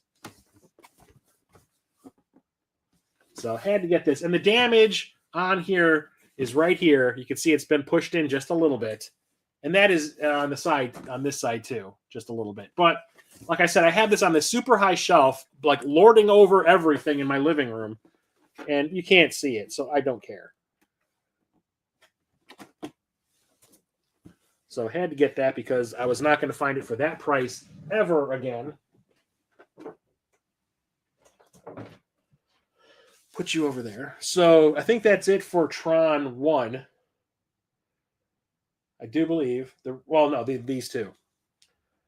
Okay, so Disney owns the Tron or the Tron franchise, right? So naturally, we want to make money off things, or they want to make money off things. So, hey, people are making these Kingdom Hearts games over the Square. They're using all of our Disney properties. Why don't we convince them to put Tron in it? So they did. They put Tron in Kingdom Hearts 2 and 3 and all the other weird spin-offs, whatever. There's Tron segments in there too. So eventually they released these Tron action figures from Kingdom Hearts. So I got Tron with a generic soldier. And that's a pretty decent sculpt. I like the ones from Diamond Select over here more. But I mean, that's pretty cool. This is before the Diamond Select stuff came out. And I found this at Half Price Books. Not Half Price Books, GameStop. Randomly went in there to look for something, and I saw this staring at me, and I was like, oh. I remember hearing about these things. Oh, I should probably buy it. And there's also a Sora that's dressed up like Tron, which I should maybe get, even though I'm not a big fan of these games. But I mean, it's just a really cool design to Sora like that. So I was thinking about possibly doing it. And then I'm like, well, did they do anything else other than that? And I found out they released a Sark and a Sora together. And when it showed up, I ordered it over the internet. When I showed it up, it shows up in this gigantic freaking pack. Look at this. This is like a real package. There's not a lot of wasted plastic. Then you got this massive monstrosity. What the hell? I'm wondering if this is like a special edition. But yeah, I got that Tronified Sora with his Tronified Keyblade and Sark. And then I look at the back here, and there's also another version of Tron who comes with a Tronified Goofy, which I've never seen. So we'll see if I can ever find it. I don't know. That's so big, it's crazy. Oh, that the arcade replica, yeah. Ah! Almost dropped it. Hear me scream like a bitch. So we go on. Then between Tron and Tron Legacy, you have Tron 2.0, the video game. And I remember I went to an electronics boutique or an EB Games that was in an out-of-the-way mall with my friends that we're going to go see a movie or something. And I walk into the place and I see these sitting there. And I'm like, I got to get them. And this was like in 2004, 2005, whenever the game came out on PC. I'm like, I got to get them. And my friends were like, yeah, I think you do. And then I ended up opening them all up and displaying them around my old bedroom because I was still living with my parents at the time. And I had them like spread out all over the bedroom. And eventually, like, I had no space for anything. I had nothing but video games and movies and then the toys everywhere. And I was like, I need to do something about this. And I ended up selling off all the toys. Do I wish I didn't? Yeah, but I had to. So when I got back into, like, during COVID, like I said, when I was, didn't really have money, or I didn't have anything to like collect, because like video games, I couldn't go out looking for games or anything like that. I was just getting what I could get off of eBay and Amazon. So like the fun of going out looking for stuff and like game hunting was not happening. And I was just like, well, maybe now's the time to like beef up my Tron collection. So ended up going like, oh, I remember they released those Tron 2.0 figures. And I found all of them at once. They were all in like one big lot. And they're all like brand new stock, like new old stock. So I was like, yeah, just send me that box. And it came in the box that these things were shipped to the stores in. So the first figure is Jet Bradley. This is the character you play as in the game. And he's got a pedestal that he stands on over here. Like he's got a peg on it for his foot to hold him up. And his identity disc. 13 points of articulation, ball-jointed shoulders, disc weapon, and display stand accessory. I love the design that they did for these. They went kind of crazy. They got Sid Mead, like I said, the guy who designed everything for the original movie, to come and design the stuff for this, which is rad. We're going to put this stuff. We'll put you here. Then you also got his sidekick / love interest, Mercury. That was Rebecca Romaine Stamos in the game. And she comes with her pole, which in the game would like split off into two different sticks too, so she could like break it in half, and a display stand, which is awesome. I like her design as well. She got them chesticles popping out, popping. And then you've got what would have been a warrior, like a grid warrior in the original movie. The main generic bad guys in this one are called Icy Regulars, or Ice. Same thing happened in the Shadowrun stream the other night. It's spelled IC, but it's pronounced Ice. Ice Regular, which was awesome because if you can't really tell in the packaging, but when I took this out of the package back in the day, he's segmented. Like he does not connect to himself. These two things that look like abs in the middle are separate. There's basically clear plastic behind it to hold everything in place and to have some kind of a support. But he's supposed to be see-through. Like none of his body parts connect to the torso. So it's really cool to see in person if you have it out of the package, and I'm not going to do that. But he comes with the stand, which is behind him, a shield and his identity disc, which is awesome. So the design of that I love.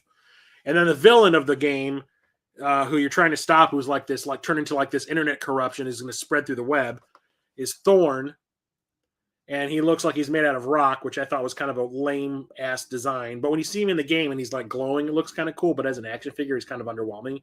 He looks like a rock lord from the GoBots. And he just comes with his stand because his weapon is him. He's corruption. And there's the back of the packaging. These are the only 4 figures they ever made. I think they were thinking about making some light cycles because they redesigned the light cycles for the game. But they never released a toy of it. Did you say testicle? I said chesticles. Chesticles popping out. Testicle. Maybe mine. I don't know. How you doing down there? So now we can get into the Tron Legacy stuff. And there's a lot of this too. We'll start with this. This is video game related. So Disney got on the Toys to Life bandwagon, with Amiibos and Skylanders and stuff like that when they made Disney Infinity. And they did 3 games. I had the 3rd game. That was the final one they made before they called it quits. I don't know why they did, because it was doing really well. And they were just like, we don't want to do this anymore. We don't want to make video games anymore. We're killing it. Even though it was making a ton of money. I had pretty much every single action figure that you would use for version 3, which kind of pissed me off that now it's like they're not worth a damn anymore. But they decided to, every once in a while Disney surprises me. They make it look like Tron is like the black sheep franchise of theirs. They don't want to acknowledge its existence. And then out of nowhere, they're just kind of like, oh, by the way, here's a Tron thing for you. Hope you like it. Do you remember what this is? And they did that with Disney Infinity because they released these like Amiibo style figures for Disney Infinity 3.0. They did a Quora, which I think looks great from a Legacy. And they did a Sam Flynn. And for some reason, I don't know if it's a licensing thing where they were like, okay, we can use kind of a likeness of Olivia Wilde from the movie, but we didn't get the likeness of Garrett Hedlund, so we got to put a helmet on him so you don't know who the hell he is. But his pose is pretty cool. And I actually used Quora. I repurchased these because I had opened the other ones so I could use them in the game. So when I got rid of all the loose ones, I had to repurchase these in the packaging so I could hang them up. But I did use Quora in-game, and she was pretty fun. But these are the only Infinity figures I still have. The rest of them are gone. And all the Star Wars ones, all the Marvel ones. That makes more sense, doesn't it, though? These action figures are from, so when Legacy came out, Disney went absolutely nuts with, the action figure stuff. They went crazy with, play sets and little die-cast vehicles and weird, crazy action figures. They did a light cycle that could ride up the wall because it has basically a suction, like a vacuum cleaner suction in it, and it would ride up the wall. It was loud as hell. It would sound like a vacuum cleaner going up, but it would ride up the wall. They had a Sam Flynn figure that had a LCD screen for a face, and you would hit a button and it would display a pre-recorded shot of Garrett Hedlund's face saying let's go to the grid or something like that. And it was the weirdest thing, but they went crazy. They released all these action figures and vehicles and stuff. And I could not keep up. So I just, at the beginning, I remember going to the Toys R Us to see what they had. And I saw so much stuff. I was like, nope, I'm not even going to get into this because this is a rabbit hole I do not want to go down. There was so much of it. I was like, no, I did not have room for this kind of stuff in my apartment. So I was like, no, I'm done. I'm good. So going to Game Hunt in Wisconsin a few times, and we go to this place called Freak Toys that's in Sheboygan, the surfing capital of the Midwest, or the Malibu of the Midwest. I'm not kidding. Every once in a while we would go there to go game hunting, but it is 75% a toy store, like a resale toy shop. So when I'm done with my game stuff or game shopping in the store and everyone else is still doing theirs, I'll usually wander around the store to see what they had. And I found Tron stuff. And every time I would go there, I would find a new Tron thing. So one thing I found from Legacy is Jarvis, who is Clue, the villain of the movie's right-hand man. And he's the one that has like that weird shield that goes over his face. You can see it in the picture there. And these originally like would say something, or no, it would light up when you would push on his chest. But these things are 14 years old. The battery inside is dead. And I'm not going to open any of these. And there are rare ass figures in this line that I will never be able to afford. You can see what the figure looks up here, but you see like the lineup, and Castor, who ran the End of Line Club in the movie, that was Michael Sheen.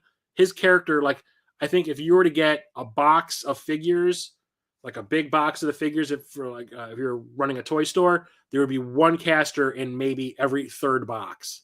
That's how rare he was. And he's super expensive. But I want to get the rest. I want to get a Quora. I want to get a Sam, because I found one of the other rare figures at the Freak Toys, and it was not cheap. It wasn't like expensive or anything, but it was more than I'd want to pay for an action figure. Like $35 is more than I want to pay. But because of the rarity, I wanted it, and it is Kevin Flynn, and this is in his white like gi outfit from the first time you see him in the movie. And I do believe the one that is common is the one in the black gi. So this is like a variant.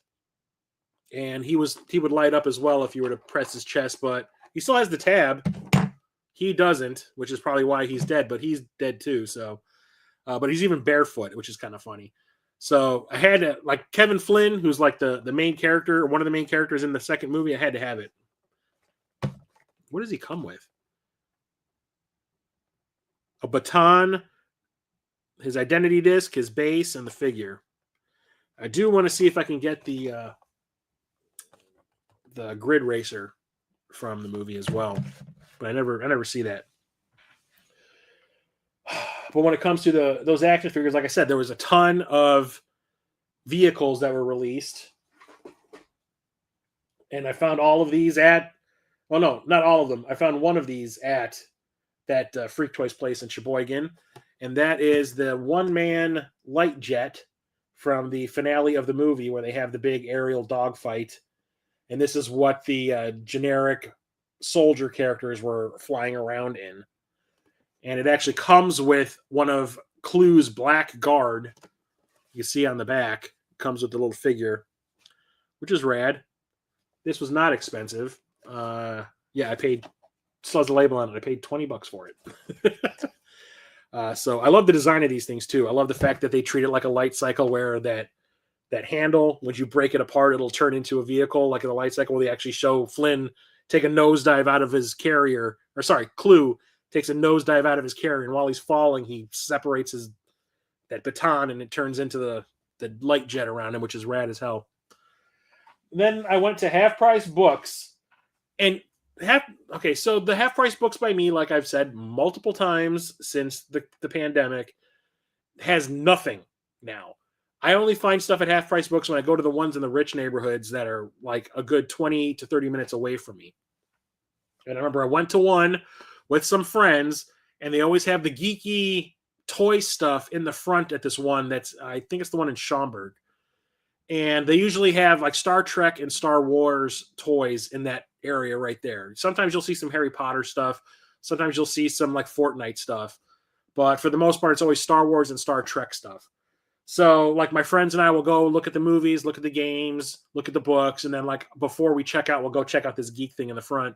And my friends were like, there's something in the front you're going to want to take a look at. I'm like, oh, really? So I walk up to the front, and I could see it from the rear of the store. It was so big. I was like, oh, yeah, you did. That's coming home with me. And if I got the one-man light jet, definitely had to have the three-man light jet. This is also from the finale of the movie. This is what Flynn, Quora, and Sam are trying to get away from all the one-man light jets in. So this is like a passenger version that has a cannon in the back. And you can see it here, that it actually houses two figures in the cockpit and one person on a cannon in the back, which is awesome. And this was not expensive. I want to say this was $15. This was cheaper than the small one. I'm wondering if this was more of a commonplace thing. Then again, Half Price Books doesn't know what they have half the time anyway. So they underprice a lot of stuff. So had to get that. It's probably one of the biggest things I have in my collection. Also have these. So I bought this is what I was talking about doing the cosplay with my ex when I was going to go as Flynn from Legacy and the white gi and the hair and everything. So naturally, I'm like, I need to get an identity disc for Flynn for the costume. And like I said, I was buying things for it, and even though we never did it. And I was like, well, they released toys of the identity discs from Tron Legacy. Let's see if there's a white one. Turns out there was. It was super rare. That was one of the things where you get a box of 20 of these things and only one of them would be the white one. So I'm like, well, let me see if I can find something. So I went on eBay and I did a search and I saw somebody selling a box of them. Like I was saying, a box of 20. And the guy had opened it to show you what was in it. And sure enough, it was like 19 red ones, 20 blue ones, and one white one in there. And I was like, looking at the white one separately, it would be easier to just buy the box than it would be to buy one separate. So I'm like, I'll just buy the box. So I ended up having 20 freaking discs laying around. I sold them all, or the majority of them, to this resale toy shop by me, and they gave me a lot of money for them. But I kept two of them. I kept the blue one, and these also light up and make sounds. I don't think they will anymore. Like I said, the batteries are dead. These are 14 years old. So here's the deluxe identity disc from Sam Flynn. And this one is dusty as hell because it was laying on the floor in my bedroom. Do I have yeah, got some Kleenex up here.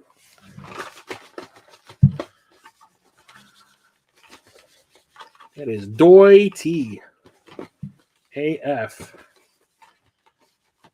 Oh, I'm going to have a freaking allergy attack tomorrow. We have the Rinsler, who is like the evil version of Tron from Tron Legacy, his disc as well. And they come with like a little stand. But I didn't just keep these two. Like I said, I was looking for the white one because I was going to make that costume. Well, I opened it because I was going to use it for my costume. I also opened one of the red ones and one of the blue ones. And I decided to put these on display. It's part of a display, and I could not take down two of the other things because they're literally nailed to the wall. And I will show you pictures of where these came from. So this is the display, also along with those three action figures that I did not want to take down, that I have on above my door to this room on the other side in the living room. So above the door, I have the white Flynn disc, the Rinsler disc, the Sam disc, and also these two identity discs from the first movie. The only thing is, those aren't identity discs, or those aren't like props. Those are dishes for eating.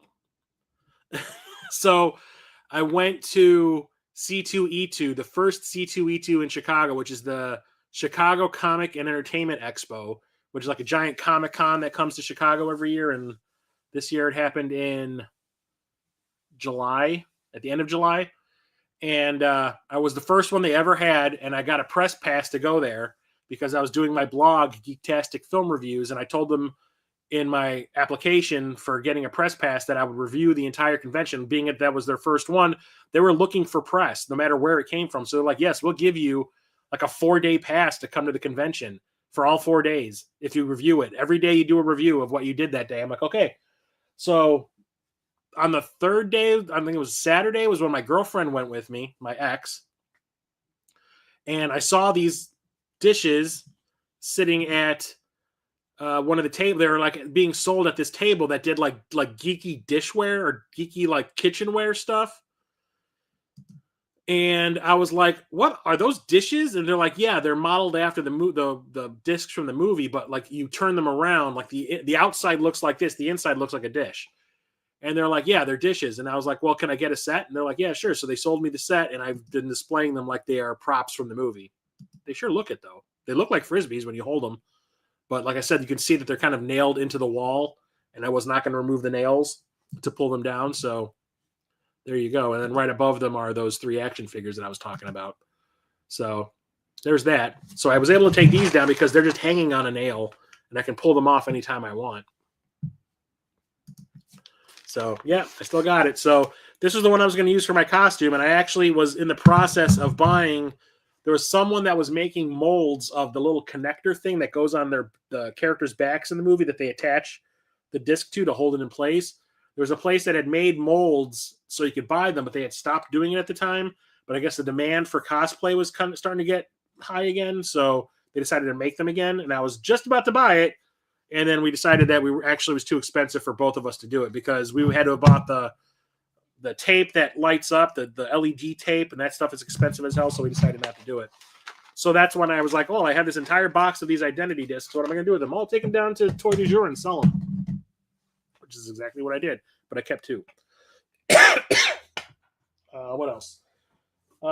Toy-wise for Legacy, I also have this Lego Tron Legacy light cycle display or set or whatever. You have a red one and a blue one and a couple of figures to go with it. You have Rinsler here that has 2 of his identity discs. You got Sam and you've got Quora, which is rad as hell, and a little display stand to put them on. I'm never going to open this, but had to have that. My friend actually found this for me.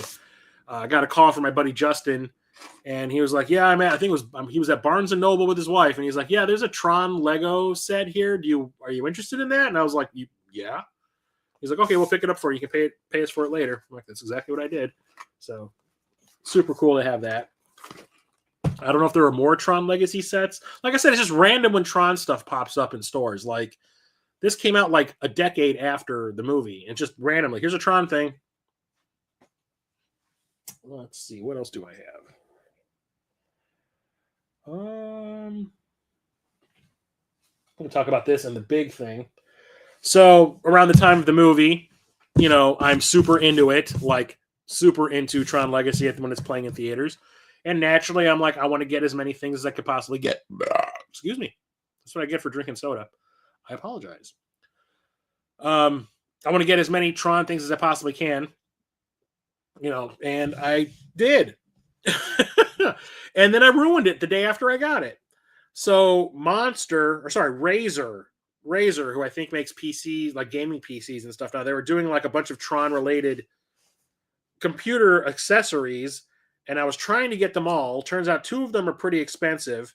The one that I was able to get is a Tron Legacy mouse.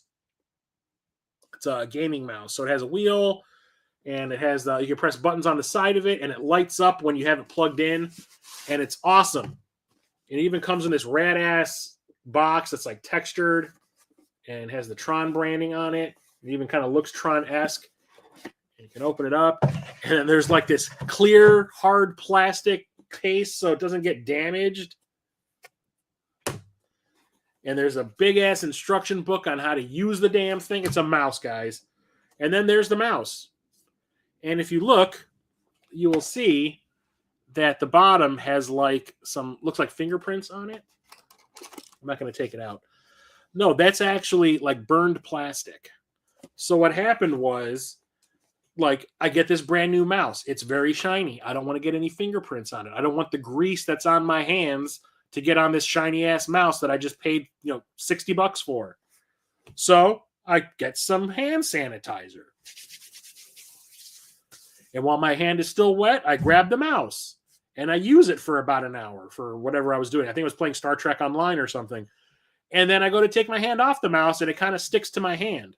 And I'm like, and I shake it and the mouse falls, and I look, and it basically stripped all of the paint and the lacquer off of where the bottom of my hand, my bottom of my palm was resting, and up here around the fingers too.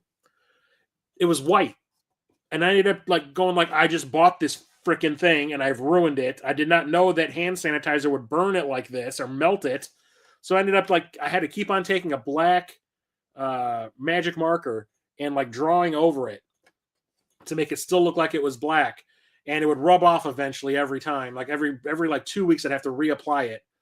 But you can see I was using it for a while because the wheel is really dirty. But I was using it for quite a while. I used it for like a year. But then I realized, like, no, I should probably just put this away because I'm going to ruin it. I already did. Maybe I should buy a new one. I don't know. But I'm a dumbass. This is known. And even, I don't know if you can see it, but this is even branded with Tron. You can kind of see it.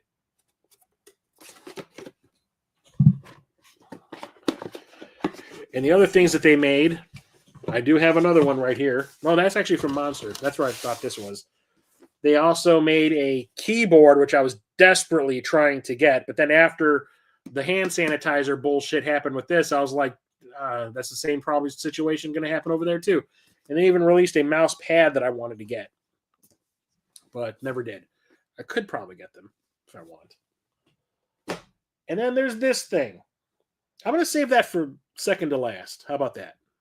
Another Tron Legacy toy, I forgot I had this sitting here, was I bought this off of Amazon. It was like they were clearancing out a bunch of stuff, and I had this in my wish list, and I saw they had clearanced it to like $1.50. So I bought it, and that is this die-cast Clues carrier vehicle, and it was in the package. The only thing was it had fallen off of my little entertainment system thing that I have out there, my shelving unit, and the package, like the bubble, ripped off of the back. So I'm like, well, I guess you're just being displayed as is now. So that's that. Nothing special. I'm gonna do the little knick-knacky things I got laying around because I'm gonna save that for second to last. I also, you've seen this in previous streams before. I finally hung up all of these shadow boxes behind me, but I used to have a bunch of gaming license plate looking things nailed to the wall there, and one of them was Tron. This is the recreation of the Tron marquee from the arcade game, which is awesome. You see Bally Midway up here on the side. So had to get that. Found these on Amazon. Jason from Corpse Flood Gaming is like, look what I found. And he sent me like a link to this page on Amazon where there was like 30 different variations. Like there was this, Street Fighter 2, Ghosts and Goblins, Mortal Kombat 2, Contra, Super Contra, God, I can't even remember half them. Burger Time, stuff like that. There was like 30 different games, and I ended up buying like 10 of them.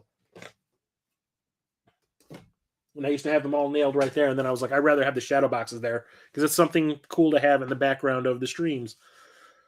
Where'd that thing go? Here it is. Also, this. My brother got this for me when he went to. I can never remember which one is which. The one that's in California, the Disneyland, Disney World, whatever. The one that's in California. So, not too long after the movie was released, my brother was already living in California. Not too long after I can't talk. Not too long after Tron Legacy was released theatrically, that park decided to install a Tron ride. And they also had a Tron. No, was it a ride? No, that was in Japan. They did the Tron Experience or something, or the Disco Tron. But it was like a dance club in the Disney park where they played nothing but techno music. They had people wearing the outfits from the movie working there. They were like go-go dancers and stuff. And the DJ was wearing a glowing outfit just like they did in the movie.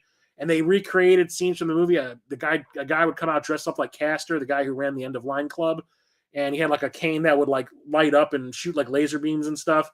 And I always saw these videos of this, I think it was Disco Tron or something like that. Well, there was a big section that was all Tron themed. Well, my brother went there while that was happening, and they had an arcade, a replica of Flynn's arcade there. And they even had the secret wall behind the Tron arcade game that would open up, and there was like a store behind it. Well, the tokens that it was called Electronica. That was what it was. Electronica was the name of the club. Well, the coins and the tokens that you would use in the arcade, my brother kept one. And it has Electronica etched in the one side, and on the other side, it says Flynn's Arcade, which is rad as hell. And I have this always perched on the Tron Tomy Arcade thing right here. So I keep on saying, if I lose that, I'm going to lose my shit, because that is not available anymore. They don't make that anymore. That does not exist anymore. What else do I got? Like I said, I'm going to save that for later. So I'll show you guys the pictures. So there's a bunch of stuff I have displayed in my place that is too heavy, although one of them might make an appearance back here when I decide to rearrange things a bit.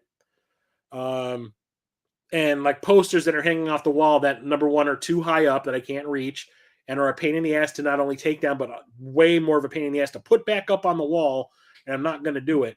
So I'm going to show off all the posters that I have in my living room.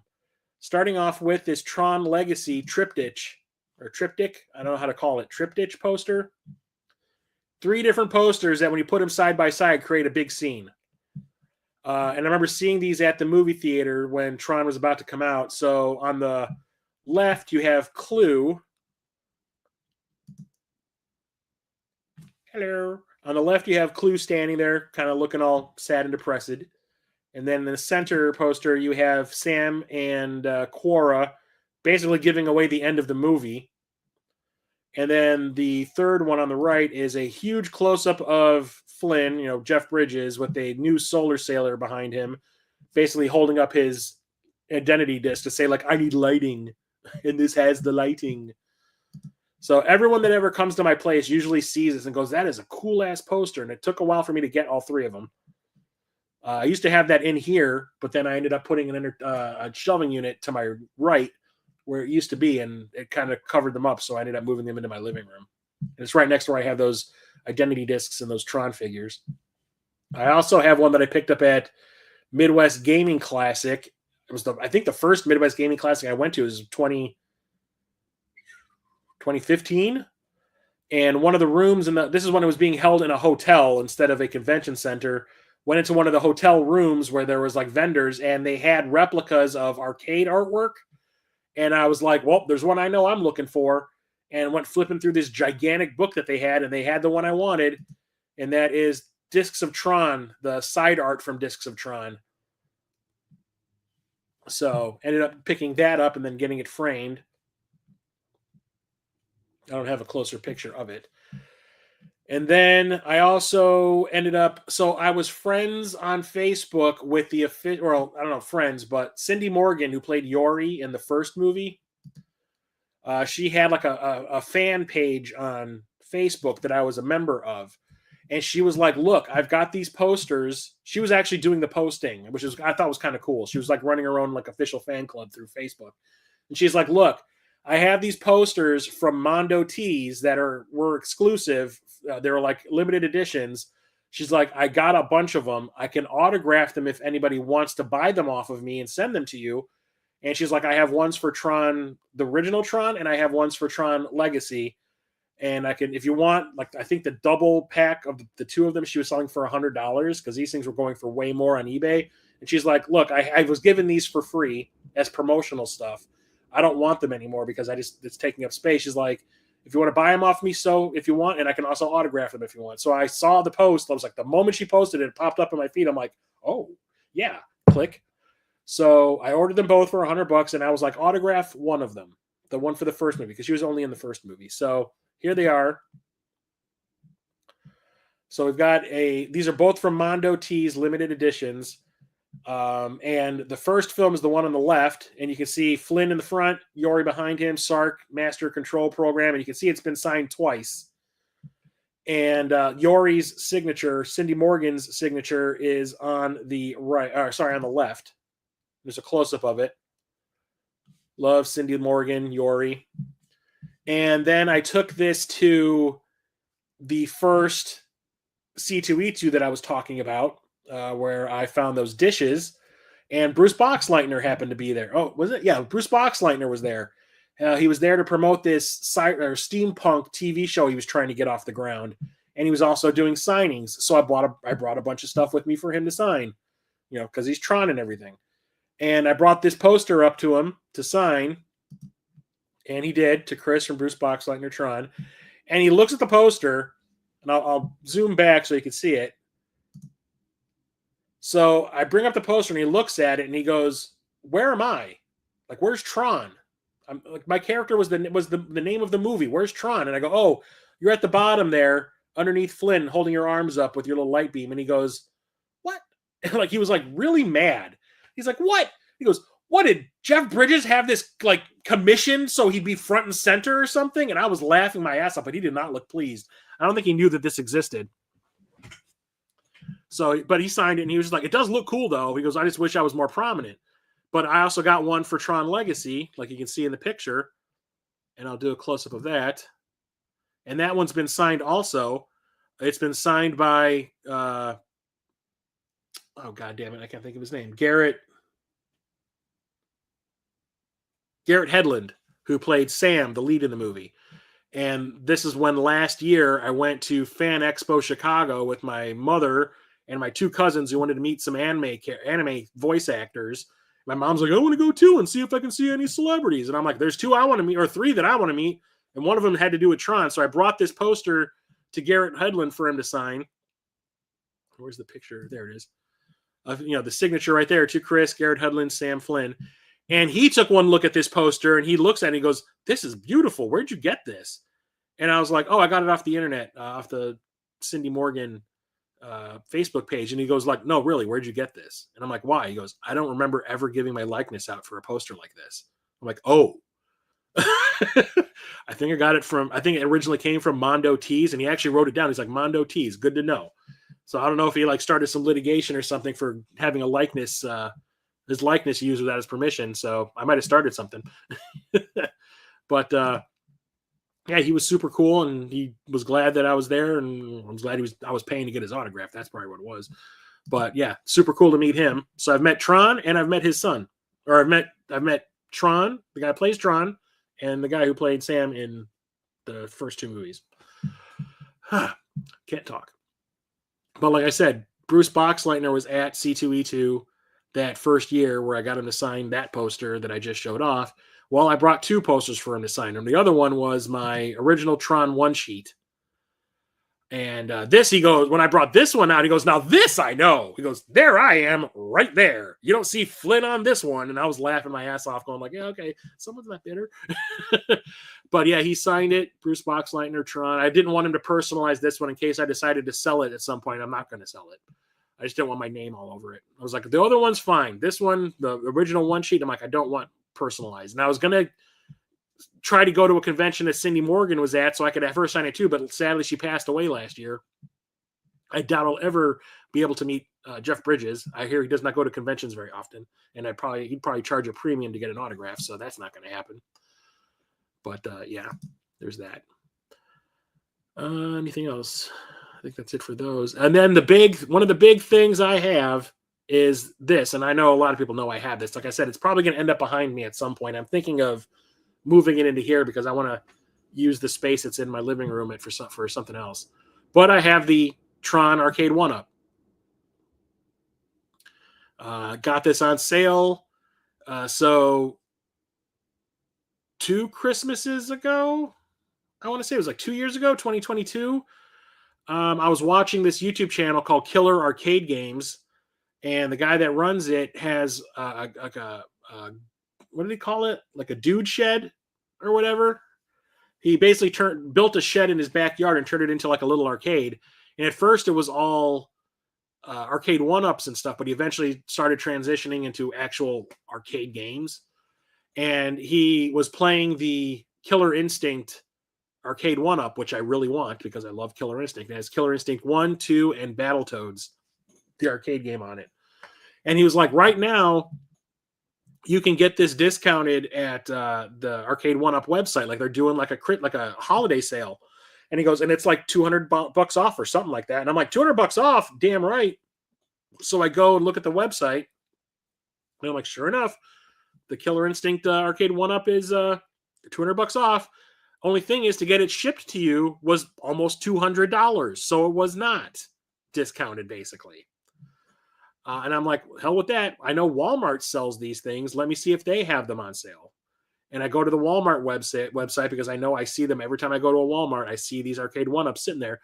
And they had every one of them that's ever been available except the Killer Instinct one, which pissed me off. But they had the Tron one, and it was heavily discounted. And it came with not only the arcade game or the cabinet, a riser, so it's higher up, and also the branded stool. And it came with free shipping because it was over a certain dollar amount. And I'm like, well, you messed up, Walmart, but I'm doing this instead. So I probably won't get the Killer Instinct one until I get a bigger place, but this will do. And it's in my living room right next to my couch. And it's awesome. It lights up. It's filled with black lights on the inside. The marquee lights up. The arcade panels in the front underneath the controls light up. Comes with the stool, like you can see here. I love it. I play it at least once a week to mess around. And it has Tron, the original arcade game, and the discs of Tron arcade game on it. Absolutely love it. What else is there? Okay, so we got 2 things left. 2 things, 2 slim things. I do believe. Yes, sir. 2 hours and 10 minutes. Holy crap, I got to wrap this up. So, the big thing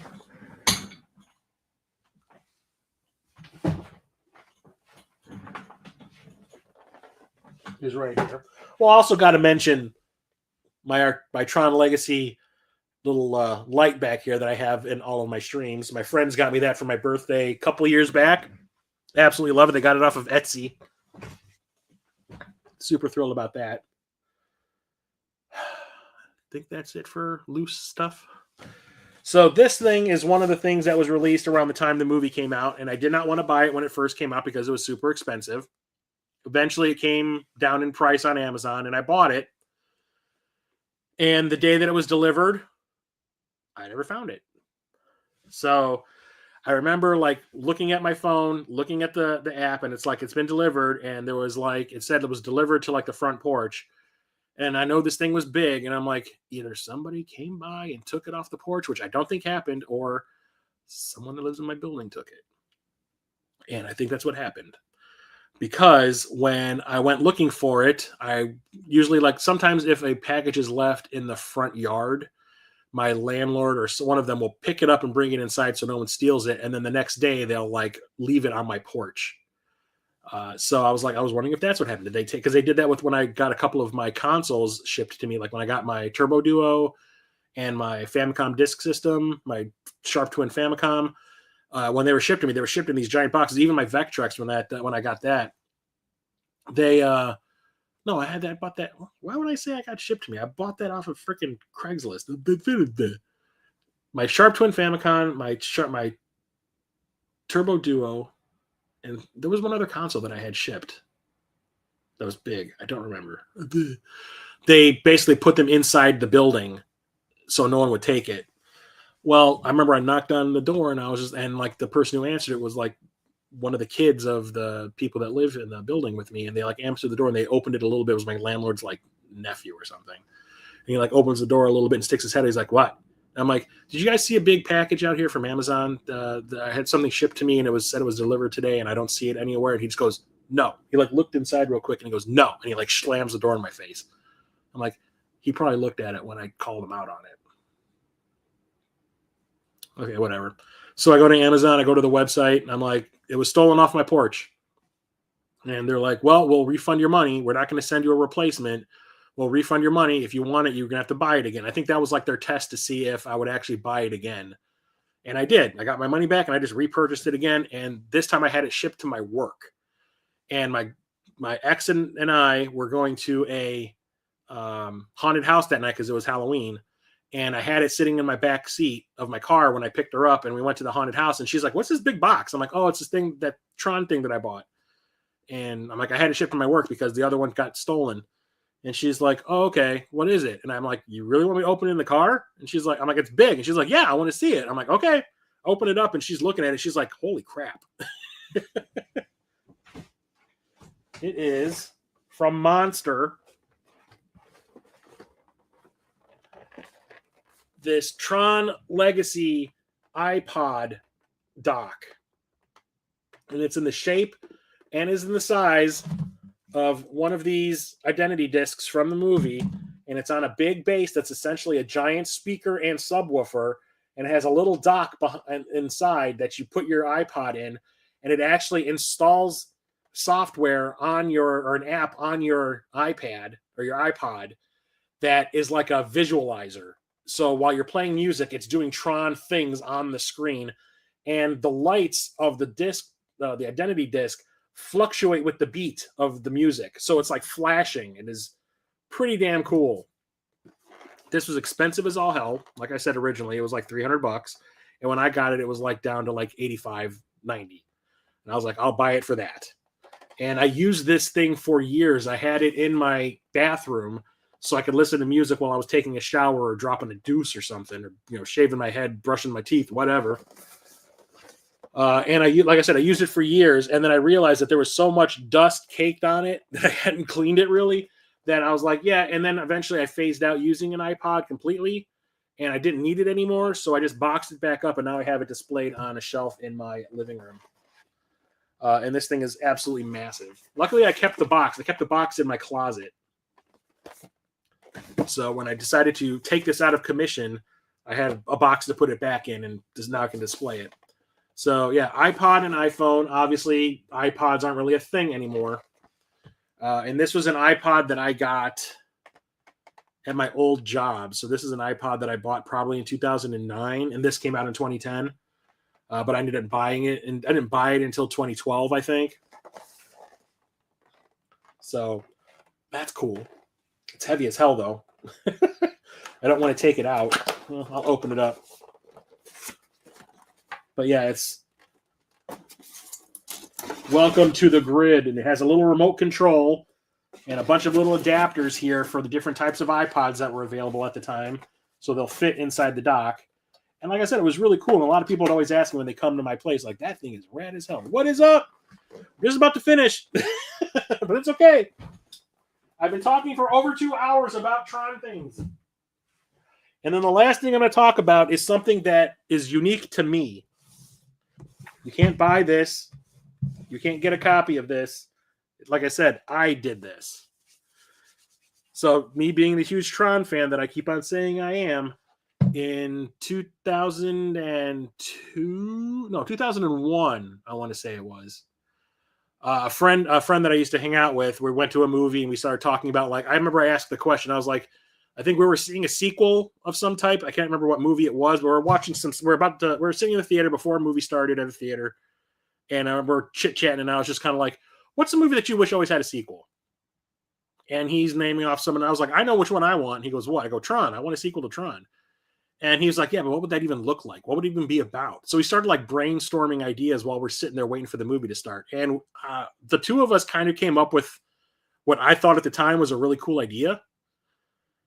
And I was just kind of like, oh, okay. So it started getting my gears turning. And me being Mr. Film guy, I've written screenplays before. I wrote a screenplay to Mortal Kombat 3 at this point. I started writing one based on Castlevania.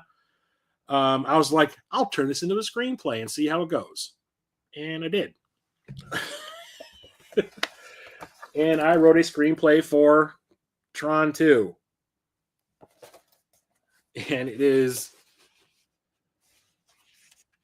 how many pages long? 96 pages long, but it's also in a very small font. This is definitely smaller than a screenplay would normally have. So if I were to use the original font size that screenplays are normally in, this will probably be about 120 pages. And it is not good. It is not good.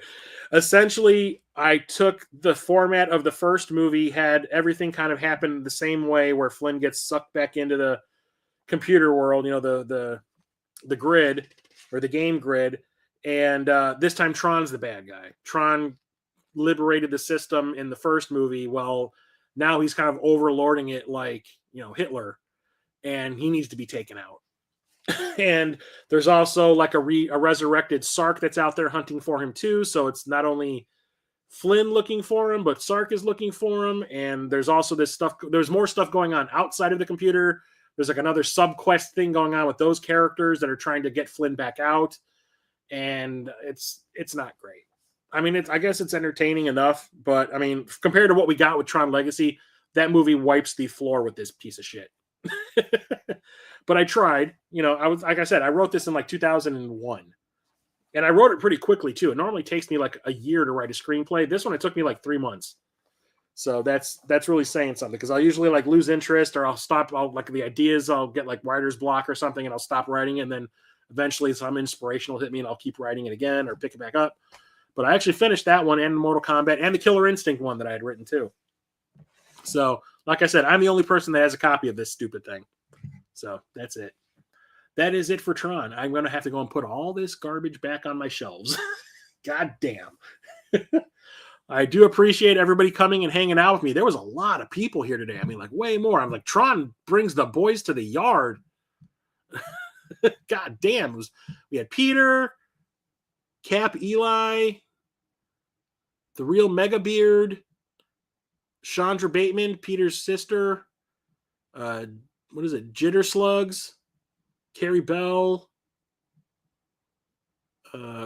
Coco Bra, CJT85, obviously Peter. Cap showed up at the end. I mean, a ton of people, way more than in my normal streams. Awesomeness. And this is the last one that's going to be, it's the last one that's going to happen. I can't talk anymore. I'm talking so long. My brain's turning to mush. This is going to be the last one for, like I said, quite a while. If I decide to do collection streams again, it'll probably be in a few years. It's going to go right back to doing, or I'm going to go right back to doing end of the month pickup streams and stuff like that. I don't really have editing software on my computer anymore, so I can't really make edited content right now. I'm looking into getting some replacements. Hopefully I will. So I can start doing that again because I've been getting the itch to do that.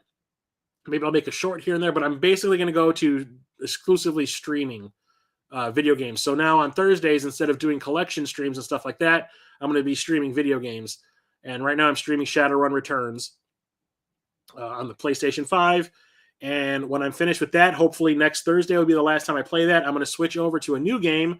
And I put a poll up on my Discord. So I also have a Discord. Go look for Midlife Crisis Media.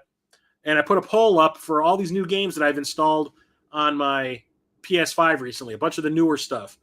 So I ended up with a four-way, like I had 10 games up, 4 games got voted on, and it was a 4-way tie. There was 1 vote for each of these damn games. So I decided to pick something that wasn't listed. So I'm going to start streaming Warhammer 40K Space Marine 2, a first-person shooter. I've always wanted to play these Warhammer games that I keep on buying that I never have time to play. And now that I don't have a 360 that's working anymore, and I have the first Space Marine for that console, I just bought the second one last month for Black Friday. I'm going to start streaming that on hopefully in 2 Thursdays. So next week on Thursday, a week from today, it's going to be probably the final episode of Shadowrun Returns, and then the next week I'll be streaming Space Marine 2.